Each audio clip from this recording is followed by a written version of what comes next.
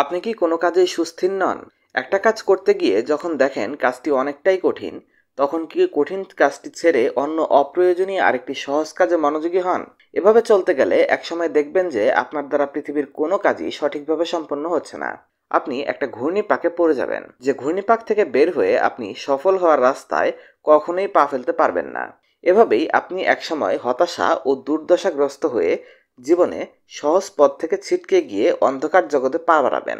অথচ এই সবই হয়েছে আপনার নিজের কর্মপরিকল্পনায় অস্বচ্ছতার কারণে। এর জন্য দায়ী আপনার বিক্ষিপ্ত মন। এই মনকে কিছু নিয়মের মধ্যে রাখতে পারলে আপনি সহজেই তাকে আপনার নিয়ন্ত্রণে বেঁধে ফেলতে পারেন। আর একবার তাকে পাত্তা না দিয়ে যদি কাঠামোগত মাধ্যম, দৃশ্য মনোবল নিয়ে নিজ কর্ম সম্পাদন করে ফেলেন, তবেই আপনি সাকসেস হবেন অতি সহজেই। আপনি একবার ভাবুন, আপনার জন্মই হয়েছে সফলতার জন্য। বিফলতা শুধু অলস আর কুড়ে লোকেদের জন্য। আপনি তাদের দলভুক্ত নন। সুতরাং আপনি জয়ী হবেন। এর জন্য আপনাকে সঠিক লক্ষ্য নিয়ে কাজ করতে হবে। যে লক্ষ্য পূরণ না হওয়া পর্যন্ত আপনি আপনার মনের অসীম ক্ষমতাকে কাজে লাগাবেন। কিছুতেই মনের দুর্বলতাকে পাত্তা দিবেন না। আর এভাবে আপনি সকল কাজে জয়ী হবেন, সফল হবেন, আপনার অবচেতন মনের দৃঢ় ক্ষমতাকে কাজে লাগিয়ে। এই বইটিতে লেখক কঠিন মনোবল ও দৃঢ় স্বচ্ছতা গঠনে 7 দিনের কর্মসূচির মাধ্যমে পাঠকদের অলসতা ঝেড়ে সফল হওয়ার পথ দেখিয়েছেন, যা ফলো করলে আপনিও অতি সহজে আপনার কাঙ্ক্ষিত লক্ষ্যে পৌঁছে যেতে পারবেন অনায়াসেই। এই বইটি কাদের জন্য? আপনি কি কোনো কাজই সুস্থিরভাবে করেন না? একটা ছেড়ে অন্যটাতে হাত দেন, কিন্তু আদৌ কোনোটাতে সফল হতে পারেন না? কাজটি শেষ হয় না। সফলতাকে আয়ত্ত করার জন্য, দীর্ঘমেয়াদী মনোযোগ ধরে রাখার জন্য আপনি কি সর্বদাই আত্মদ্বন্দ্বে জড়িয়ে পড়েন? আপনার কর্মপরিকল্পনা ও মানসিক অবস্থান আদৌ কি ঠিক জায়গায় রয়েছে, নাকি তা ছুটে চলেছে পুরো বিশ্ব জুড়ে এক স্থান থেকে অন্য স্থানে? উক্ত প্রশ্নের উত্তরগুলো যদি হ্যাঁ হয়, তবে আপনার প্রয়োজন দৃঢ় মনোযোগ প্রতিষ্ঠা করা। আরো সুনির্দিষ্টভাবে বলতে হয় বইটি আপনার জন্য কার্যকরী। আর আপনি যদি চান, তবে এলোমেলো মনোভাব এড়িয়ে যেতে এবং পাওয়ারফুল ফোকাস এর মাধ্যমে মনকে আরো বিকশিত করতে পারেন। আপনাকে উজ্জ্বল নক্ষত্রের মতো দৃশ্যত একটা কাজ হতে অন্য আরেকটা কাজে লাফিয়ে বেড়ানো বন্ধ করতে হবে। তথ্যের সাগর বা সোশ্যাল মিডিয়ায় ভেসে না গিয়ে নিজ লক্ষ্য পানে ছুটতে হবে। নিজ লক্ষ্যার্জনে কোনটি গুরুত্বপূর্ণ সে ব্যাপারে স্পষ্টতা অর্জন ও কর্ম সাফল্য লাভ করতে হবে। সাথে এরকম আরো অনেক কিছু। আপনি কি প্রস্তুত রয়েছেন আপনার সুস্থির মন বিকাশের মাধ্যমে আপনার কর্ম পরিকল্পনা প্রণয়ন ও বাস্তবায়ন করতে? তাহলে আসুন শুরু করি আমাদের আজকের Bangla audio book, powerful focus. Introduction. মনোযোগ ও আকর্ষণের ক্ষমতা আপনার কাছে থাকা অন্য সবকিছুর থেকে অধিক গুরুত্বপূর্ণ সম্পদ, যা আপনি অর্জন করতে ও উন্নত করতে সক্ষম। এই মনোযোগ বা ফোকাসকে যখনই আপনি আপনার কাঙ্ক্ষিত লক্ষ্য অর্জনে ব্যবহার করবেন, তখন সফলতার যে মাত্রায় আপনি পৌঁছাবেন তা সত্যি অর্থেই আপনার জন্য অকল্পনীয় ও অবিশ্বাস্য মনে হবে। একটু গভীরভাবে খেয়াল করলে দেখবেন, একজন সাধারণ মানুষ এবং একজন অত্যন্ত সফল মানুষের মধ্যে পার্থক্য সৃষ্টি করে দেয় তাদের নিজ নিজ মনোযোগের লক্ষ্যার্জন।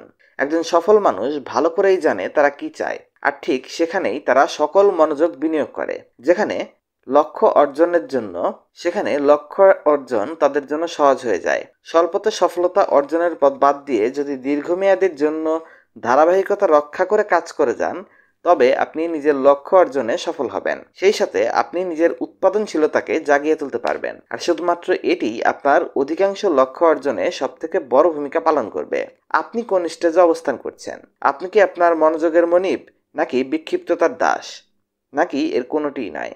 যদি গভীরতর মনোযোগের ব্যাপারটিতে আপনি মনোযোগী হন, কিভাবে বিক্ষিপ্ততা থেকে সরে এসে মাত্র 7 দিনে তীক্ষ্ণ আলোক রশ্মির মতো মনোযোগ স্থাপন করতে পারবেন সফলভাবে। দিনকে দিন আপনার মনোযোগের ক্ষমতাকে আরো শক্তিশালী করার লক্ষ্যে আপনাকে কিছু অনুশীলনমূলক কাজ করতে হবে। 7 কর্মদিবস শেষে আপনি নিবিড়ভাবে বুঝতে সক্ষম হবেন মনোযোগ কি, এটি কিভাবে আপনাকে পরিচালিত করে, আর আপনি আপনার লক্ষ্য অর্জনে এগিয়ে যেতে একজন মনোযোগী ব্যক্তি হিসাবে পদযাত্রা শুরু করতে সক্ষম হবেন। প্রথম পর্বে স্বচ্ছতা ও দৃঢ় মনোবল অর্জন। আপনি আপনার মনোবল ধরে রাখতে ও সফল হতে কাজ করে যাবেন নিরলসভাবে। আপনি যখন একবার আপনার স্পষ্ট দূরদর্শিতা উন্নত করতে সক্ষম হবেন, ঠিক তখনই আপনি আরো ভালোভাবে চিহ্নিত করতে পারবেন আপনার সফল হতে সমস্যা কোথায়। আপনার আজকের দিনে বা এ সপ্তাহে বা এ মাসে ঠিক কোন কোন জরুরি কাজগুলো সম্পন্ন করতে হবে। আপনি যত বেশি স্বচ্ছতা অর্জন করতে পারবেন, কাজের প্রতি আপনার মনোযোগ ধরে রাখা ততটাই সহজ হবে। আরও নির্দিষ্টভাবে বললে আমরা নির্দিষ্ট বিষয়গুলো সুস্থভাবে সম্পন্ন করব। দিন 1, আপনার সত্যিকারভাবেই কি কি করতে চান তা চিহ্নিত করতে 15টি প্রশ্ন অবতারণা করুন। দিন 2, আপনি আসলেই কি চান সে সম্পর্কে স্পষ্টতা অর্জন করা প্রয়োজনীয়। দিন 3, আপনার কোন কাজটি সম্পন্ন করতে হবে সে সম্পর্কে সুস্পষ্টতা অর্জন করা। দিন 4, অন্ততপক্ষে প্রয়োজনীয় কি কি কাজ কিভাবে সম্পন্ন করা উচিত সেই রাস্তার ব্যাপারে স্পষ্টতা অর্জন করা। দিন 5, সরলীকরণ। দিন 6, অপ্রয়োজনীয় প্রয়োগ কমানো। এবং দিন 7, বাধা এবং বৃথা কর্মের সকল শক্তি অপচয় দূর করা। একে আমরা 2টা পার্টে ভাগ করব। প্রথম পার্টে প্রথম 4 দিন থাকবে এবং দ্বিতীয় পার্টে থাকবে লাস্ট 3 দিন, দিন 5, 6 এবং 7। দ্বিতীয় পর্বে থাকছে বিক্ষিপ্ততা এবং বাধাকে দূর করা। আপনি খুব সহজে এই ব্যাপারটি আবিষ্কার করতে পারবেন, যা আপনার মধ্যকার বিক্ষিপ্ততাকে দূর করে মনকে প্রশান্তি দেবে এবং তীক্ষ্ণ আলোক রশ্মির মতো মনোযোগ স্থাপনে ভূমিকা রাখবে। সেই সাথে আপনি খুব সহজে আপনার সমস্যাগুলোকে সমাধান করতে শিখে যাবেন। আসুন আমরা প্রথম পর্ব দৃঢ় স্পষ্টতা অর্জন থেকে শুরু করি। আমি অবশ্যই বিশ্বাস করি আমাদের এই ব্যস্ততার সময় এবং অস্বস্তিকর জীবনযাত্রার প্রথম কারণ হচ্ছে স্পষ্টতার অভাব। আর এই অস্পষ্টতা দূর করার জন্য সবচেয়ে গুরুত্বপূর্ণ জিনিসগুলোর একটি হলো এই বিষয়গুলোর ব্যাপারে সম্পূর্ণ ধারণা পোষণ করা। প্রথমত, আপনি কি চাচ্ছেন এবং কেন চাচ্ছেন তা ঠিক করে সামনে এগোবেন। দ্বিতীয়ত, আপনার লক্ষ্য অর্জনে আপনার ঠিক কি কি প্রয়োজন এবং সেই প্রয়োজনগুলো কতটা জরুরি। তৃতীয়ত, সর্বোচ্চ কার্যকরভাবে আপনি কিভাবে আপনার লক্ষ্য অর্জন করবেন এবং সফল হবেন। ডে 1, আপনি কি চান তা চিহ্নিত করতে 15টি প্রশ্ন। সত্যিকার অর্থে আপনি কি চান তা আগে জানুন। স্পষ্ট মনোভাবই একজন মানুষের বড় শক্তি। অস্পষ্ট মনোভাব ও লক্ষ্য অস্পষ্ট ফলাফলই বয়ে আনে, যা কারো জন্যই মঙ্গলকর নয়। আমি চাই এই অধ্যায়ে থাকা 15টি প্রশ্ন উত্তর প্রদানে আজকের দিনটি আপনি সফল রূপে ব্যয় করুন। একান্তই সঠিক উত্তরটি না পেলেও চিন্তা করবেন না। পূর্ণাঙ্গ রূপে বা নিখুঁত উত্তর বলতে আদতে কিছু নেই। সুস্পষ্ট এবং সাধারণভাবে প্রশ্নগুলোর উত্তর প্রদানে আপনাকে সর্বোচ্চ চেষ্টা করতে হবে।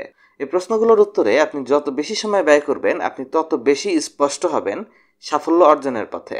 সাথে সাথে এটা ক্লিয়ার করে বলতে চাই, আপনি যত স্পষ্টভাবে স্পষ্টতায় প্রবেশ করবেন ততটাই ভালোভাবে লক্ষ্য অর্জনে মনোযোগী হতে পারবেন আর দ্রুত আপনার লক্ষ্যে পৌঁছাতে পারবেন।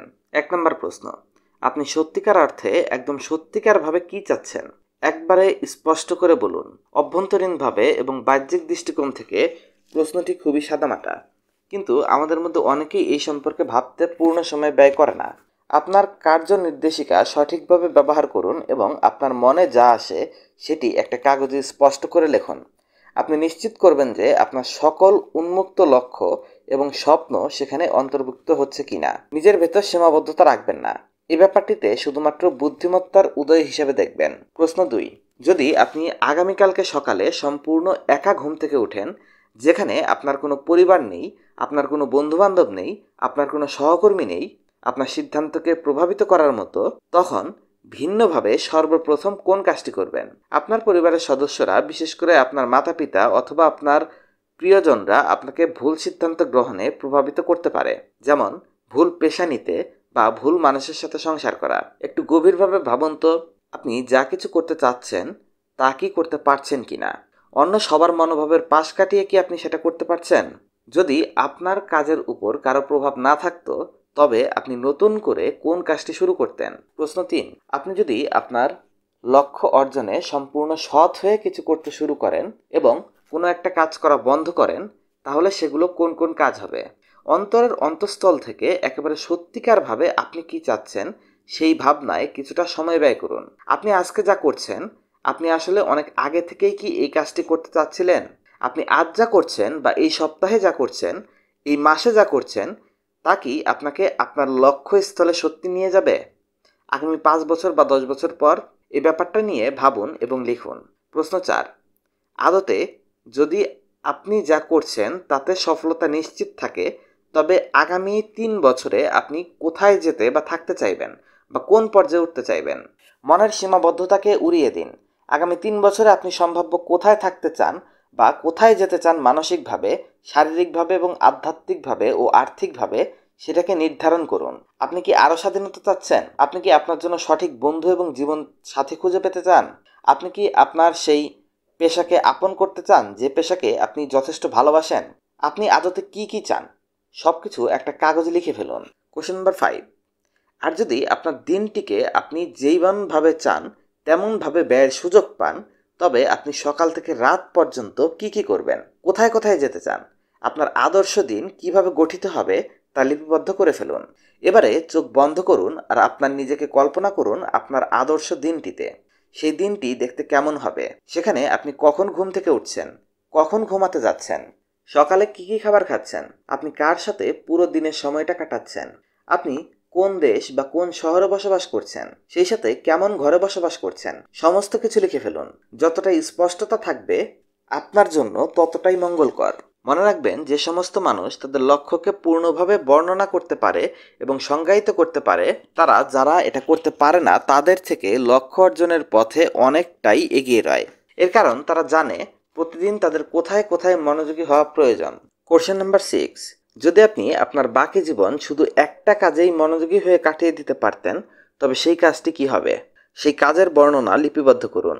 এই প্রশ্নটির উত্তর খুঁজতে আপনাকে অনেকটাই বেগ পেতে হবে। তবুও যতটা ভালোভাবে সম্ভব প্রশ্নটির উত্তর দেওয়া শুরু করুন। আর কাজ কোনটি হবে সেই কাজটি বাকি জীবনভর করতে আপনি প্রতিশ্রুতিবদ্ধ থাকবেন কিনা, এই জিনিসগুলো লিখে রাখুন। কোশ্চেন নাম্বার 7, আপনি যদি বুঝতে পারেন এবং নিজেকে বিশ্বাস করেন সেই কাজটিকে দীর্ঘ সময় ধরে মুষ্টিবদ্ধ রাখতে পারবেন এবং যা চাচ্ছেন ঠিক তারই মাধ্যমে অর্জন করা যাবে, তাহলে পরবর্তী 3 থেকে 5 বছরের জন্য কি অনুসরণ করে পথ পাড়ি দিচ্ছেন? কোন লক্ষ্যে আপনি ঠিক এই মুহূর্তে পৌঁছতে চাচ্ছেন? সত্যিকার অর্থে কোন জিনিসটা আপনাকে উদ্দীপ্ত করে তোলে? আপনার কাঙ্ক্ষিত লক্ষ্যার্জনে যা প্রয়োজন, আপনি কি আরও স্বাধীনতা চাচ্ছেন? তা যাই হোক না কেন, যতক্ষণ প্রয়োজন হোক না কেন, আপনি তা করতে পারবেন। এতক্ষণে আপনি কি চান সে সম্পর্কে একটা ভালো ধারণা তৈরি হওয়া উচিত ছিল। নির্দ্বিধায় প্রশ্নগুলো পুনরায় যাচাই করবেন। যখনই আপনার প্রয়োজন হবে তখনই করবেন। স্বচ্ছতাকে সময়ের সাথে সাথে পরিশোধিত করা একান্ত প্রয়োজন। প্রথমবার সঠিক ও ঠিক উত্তর খুঁজে পাওয়ার আশা করবেন না। আর ভুলবেন না যে উত্তরগুলো যখনই দরকার তখনই পরিবর্তন ও পরিবর্ধন করতে পারবেন। আপনার শক্তি এবং অনন্যতাকে খুঁজুন। আপনার সক্ষমতাগুলো খুঁজে বের করুন আর সেগুলো নিয়ে কাজ করে যান। আপনার মনোযোগ ঠিক জায়গায় প্রতিস্থাপন করুন। আপনি যদি সেসব কাজের পেছনে দিন ব্যয় করা শুরু করে দেন, তাহলে সেসব কাজে আপনার দক্ষতা ত্রুটিপূর্ণ এবং মোটামুটি চলে ধরনের হয়, তবে কিন্তু আপনি অনন্য ফলাফল অর্জন করতে পারবেন না। হতে পারে এমন অনাকাঙ্ক্ষিত ফলাফলে আপনি নিজেকে নিঃস্ব ভাবতে পারেন। তাই আপনার ক্ষমতাগুলো সুস্পষ্টভাবে চিহ্নিত করুন আর সেগুলোকে যতটা সম্ভব ধারাবাহিকতার সহিত ব্যবহার করুন। আর এটি মনে রাখবেন, যখন আপনার মনোযোগী সত্তা দীর্ঘ সময়ের জন্য অবস্থান করবে, তখন আপনার প্রাপ্ত ফলাফল এবং ব্যাখ্যা পুরোপুরিভাবে প্রতীয়মান হবে। আপনি যে কাজে শ্রেষ্ঠ, সেই কাজে আপনার সময় এবং প্রচেষ্টা বিনিয়োগ করলে আপনি অনেক বেশি ভালো ফলাফল পাবেন, অনেক গুণ বেশি ফলাফল পাবেন।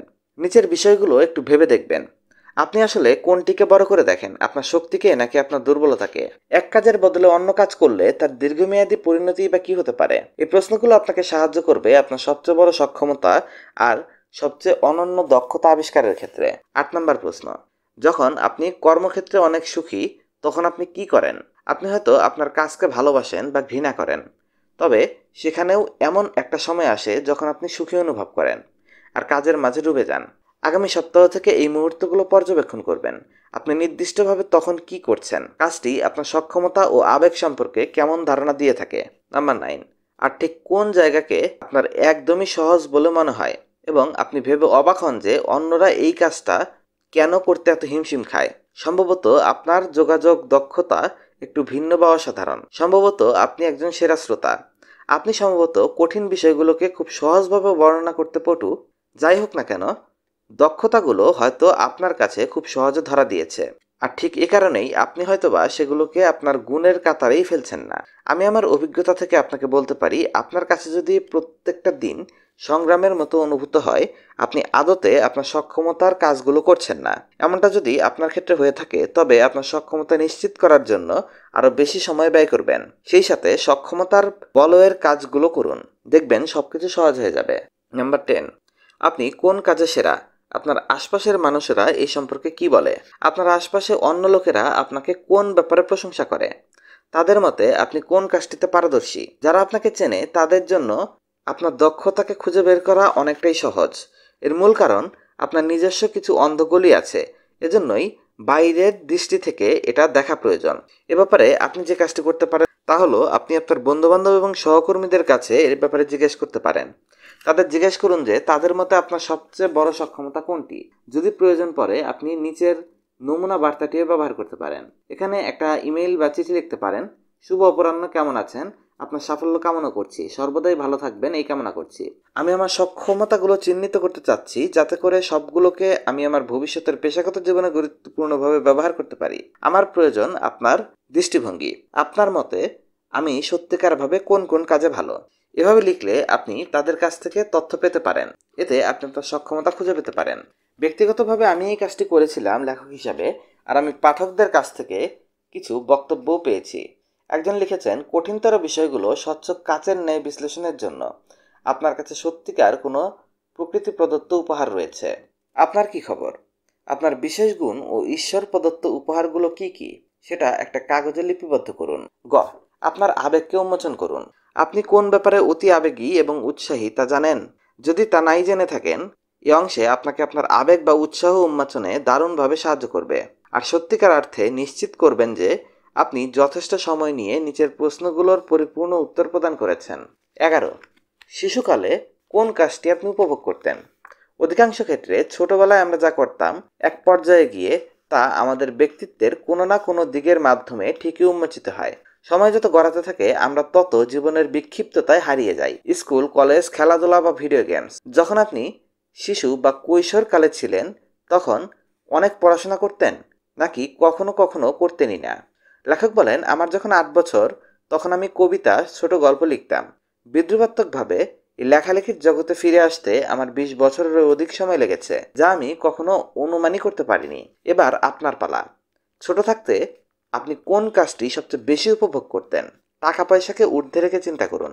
প্রশ্ন 12, আপনি যদি কারোর প্রতি হিংসা করেন তবে সেটি কেন করেন? এখানে হিংসা বলতে কারো ভালো কাজ দেখে তার মতো হতে পারার হিংসার কথা বলা হচ্ছে। আপনি কারো প্রতি হিংসাত্মক মনোভাব ধরে রাখার সাধারণ অর্থ হলো তাদের কাছে এমন কিছু আছে যা আপনি চান।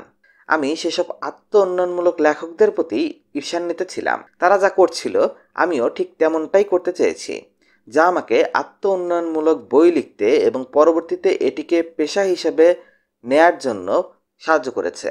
সুতরাং আপনি কাদের প্রতি হিংসাত্মক মনোভাব রাখেন এই পজিটিভ সেন্সে, আর তারা কোন কাজগুলো করছে, তাদের কাছে এমন কি লুকিয়ে আছে যা আপনি চাচ্ছেন, যা আপনার আবেগীয় সত্তাকে প্রভাবিত করছে, এগুলো লিখুন।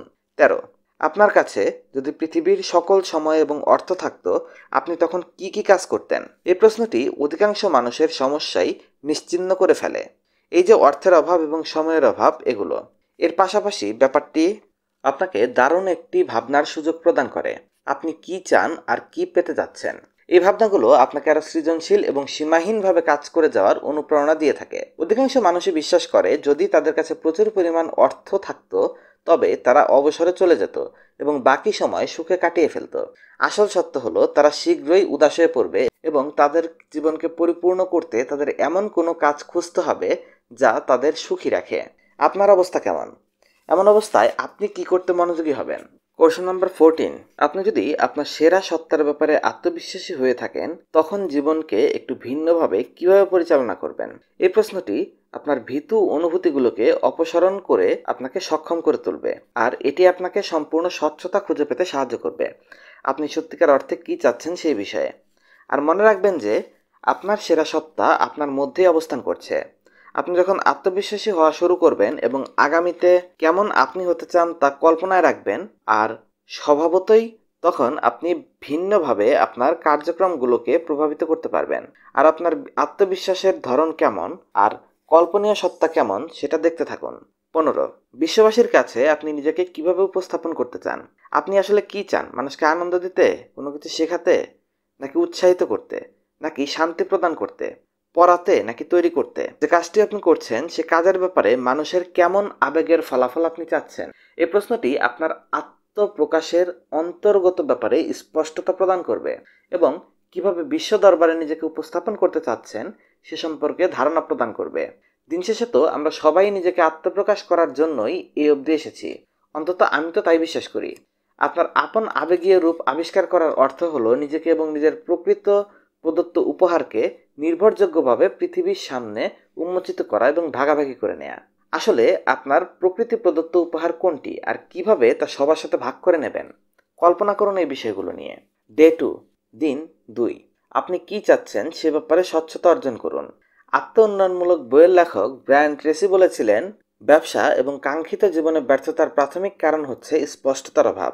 আশা করা যায় যে এখন থেকে আপনি আপনার দীর্ঘমেয়াদী লক্ষ্যের ব্যাপারে আরেকটু হলেও স্বচ্ছতা আনতে পারবেন। যদি তা না পারেন, মোটেও দুশ্চিন্তা করবেন না। নতুন দৃষ্টিভঙ্গির অবতারণা করা একটি পর্যায়ক্রমিক প্রক্রিয়া, যার জন্য পুনরাবৃত্তি করতে থাকার প্রয়োজন হতে পারে। এখন আপনার বর্তমান লক্ষ্যের দিকে দৃষ্টিপাত করা যাক, সাথে এটাও যাচাই করে দেখবেন যে এটা আপনার দীর্ঘমেয়াদী যাত্রায় কি ভূমিকা রাখবে। এর জন্য আপনার কাজের যে পরিকল্পনা লিস্ট সেটা ব্যবহার করুন এবং একটি সাদা কাগজে লিখে ফেলুন আপনার পেশাগত লক্ষ্য, আর্থিক লক্ষ্য, গুণ সম্পর্কিত ভাবনা, শারীরিক লক্ষ্য এবং ব্যক্তিগত লক্ষ্যসমূহ কি কি আর কিভাবে তা অর্জন করা যায়। এবারে এখন কি বলা যায় যে এই লক্ষ্যগুলো আপনি সত্যিকার ভাবেই একদম সত্যিকার অর্থে অর্জন করতে চান, নাকি লক্ষ্যগুলো আপনার পারিপার্শ্বিকতা বা বাহ্যিক চাপে আপনার উপর চাপিয়ে দেওয়া হয়েছে, যেমন সহকর্মীর চাপ, মা বাবার চাপ, শিক্ষক বা লাইফ পার্টনারের চাপ। এরকম আরও অনেক মানুষ এমন লক্ষ্যের পেছনে ছুটে চলেছে অবিরাম, যা আদতে তাদের না। এই ছুটে চলার পেছনে যে সমস্ত কারণ বিদ্যমান সেগুলোও ভুলেরই নামান্তর। ভালোবাসা বনাম ভয় ভিত্তিক কার্যাবলী একটা সহজ তত্ত্বের মাধ্যমে যাচাই করবেন আপনি ঠিক কাজটি করছেন কিনা তা নিশ্চিত করা সম্ভব। আর সে তত্ত্বটি হলো ভালোবাসা ভিত্তিক কাজ বনাম ভয় ভিত্তিক কাজ। যে কোনো সময় আমরা হয়তো ভালোবাসা থেকে একটা কাজ করি, নয়তো ভয় থেকে করি। যখন আমাদের কার্যক্রম ভালোবাসাময় হয় তখন আমাদের পূর্ণ মনোযোগ থাকে দাতার প্রতি। আমরা তখন চেষ্টা করি পৃথিবীতে নতুন কিছু সংযোজন করার। হতে পারে তা সময় দিয়ে, মেধা খাটিয়ে, অর্থ দিয়ে, মনোযোগ দিয়ে কিংবা নতুন কিছু আবিষ্কারের মাধ্যমে। সর্বোপরি অন্তত অন্যদের সাহায্য করার প্রচেষ্টার মাধ্যমে হলেও আমরা পৃথিবীতে আপন পদচিহ্ন এঁকে যাই। অপরদিকে যখন আমরা ভয় থেকে কোনো কাজ করি তখন আমাদের মনোযোগ আটকে থাকে একটা প্রশ্নবোধক চিহ্নে, আমরা কি পাচ্ছি তার দিকে। আমরা তখন পৃথিবী থেকে কিছু না কিছু নিয়ে নিতে চাই। তখন আমরা অন্যের অর্থ, অন্যের কাজ, অন্যের বুদ্ধিমত্তা আঁকড়ে ধরতে চেষ্টা করে থাকি। তাও আবার বিপরীতে কিছু প্রদান না করে আমরা শুধু নিতে চাই। আর তখন আমরা সুখ্যাতি অর্জন করতে চাই বা সেই ব্যক্তিরূপে নিজেকে আত্মপ্রকাশ ঘটাতে চাই, যা থাকে আমাদের কল্পনার নায়ক বা নায়িকা হয়ে। আর একটি গভীরভাবে বলতে গেলে ভালোবাসাপূর্ণ ব্যবহার আসে অর্থ এবং প্রাচুর্যতা থেকে। যখন আমরা আমাদের কাজগুলোকে ভালোবাসার আবরণে মুড়িয়ে রাখতে চেষ্টা করি তখন আপন মনের অন্তঃস্থল থেকে ভেসে আসে এরকম কাজ। আমাদের মধ্যে ভেসে আসে আমাদের মধ্যে যথেষ্ট প্রাচুর্যতা আছে, আমরা নিজেরাই যথেষ্ট এবং পৃথিবীতে প্রাচুর্যতা ছড়িয়ে দিতে পারি, আমরা সর্বদাই খুশি। ভিন্নভাবে ভয়ভিত্তিক ব্যবহার আসে অভাব বা ঘাটতি থেকে। যখন আমরা ভয় থেকে কাজ করি তখন আমরা পৃথিবীবাসীকে বলে বেড়াই আমরা যথেষ্ট নই এবং আমাদের পরিপূর্ণ কিছুই নেই। অতএব এবার পৃথিবী থেকে যতটা সম্ভব নিয়ে একত্রিত করো, তা না হলে দেরি হয়ে যাবে। যখন আমরা এমনটা করি আমরা তখন অহংকার বোধে আটকা পড়ি। সেই সাথে যেহেতু ভয়ভিত্তিক লক্ষ্যগুলোর প্রচেষ্টাই থাকে পরিপূর্ণতা এবং বৈধতা, তাও মহাবিশ্ব হতে, তখন তারা নগণ্য লক্ষ্য নির্ধারণ করে থাকে। অপরদিকে ভালোবাসাভিত্তিক কাজগুলো অন্তঃস্থল থেকে আসে অনায়াসে। এক কথায় এগুলো অনেক শক্তিশালী। এটি আমাদের আপন সত্তাকে পৃথিবীর সামনে তুলে ধরে এবং সেসব পৃথিবীর মাঝে ছড়িয়ে দিতে অনুপ্রেরণা দিয়ে থাকে, যেমনটা আমরা চূড়ান্তভাবে বিশ্বাস করি। উদাহরণস্বরূপ ভালোবাসাভিত্তিক কার্যক্রম হতে পারে এরকম কিছু কাজ উপভোগ করা, যেটির উদ্দেশ্য হচ্ছে অন্যদের সাহায্য করা। অপরদিকে ভয়ভিত্তিক কাজ করে যাওয়ার অর্থ হচ্ছে এমন লক্ষ্যকে বয়ে চলা যা শুধুমাত্র পর্দার অন্তরালে থেকে লোক দেখানো। পার্থক্যটা একটু ভালোভাবে লক্ষ্য করুন, ব্যাপারটা খুব গুরুত্বপূর্ণ। এভাবে তো আর বলা যায় না দুটো একই, আর এমনটাও বলতে পারবেন না হয় এইটা নয়তো ওইটা। সত্য কথা হলো আমরা নিজেরাই আমাদের দিনগুলোর মধ্যে ভয়ভিত্তিক এবং ভালোবাসা ভিত্তিক দুটি আচরণের প্রবণতাই রাখি। সেই অনুসারে যদি আপনি নিজেকে ভয়ভিত্তিক কাজে ডুবে যেতে দেখেন, নিজেকে কোনোভাবে মানসিকভাবে আঘাত দিবেন না। ব্যাপারটি শুধু লক্ষ্য করুন এবং পুনরায় মনোযোগের চেষ্টা করুন ভালোবাসা ভিত্তিক আচরণে। আর আপনার বর্তমান লক্ষ্যগুলো কি সত্যি আপনার? সেগুলো কি আপনাকে পুরোপুরিভাবে উন্মোচনের স্বাধীনতা দিয়ে থাকে, নাকি সেগুলোর পূর্ণ প্রচেষ্টাই থাকে অন্যদের অনুমোদনের প্রাপ্তিতে?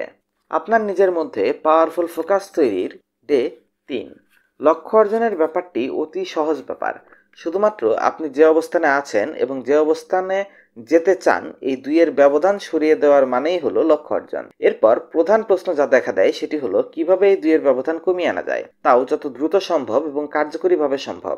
অকার্যকর কর্মে মনোযোগ দিয়ে অথবা কম সাফল্যের বাজে কৌশলের মারপ্যাঁচে পড়ে নিজের সময় নষ্ট করার মতো কোনো কাজের পেছনে সময় দিয়ে এর কোনো মানে হয় না। আপনি তো আপনার সকল কার্যক্রমকে প্রভাব বিস্তারকারী হিসেবে উপস্থিত করতে চান এবং এভাবেই সামনের পথে এগিয়ে যেতে যাত্রা শুরু করতে চান, তাই নয় কি? আপনার বর্তমান অবস্থা সম্পর্কিত মূল্যায়ন।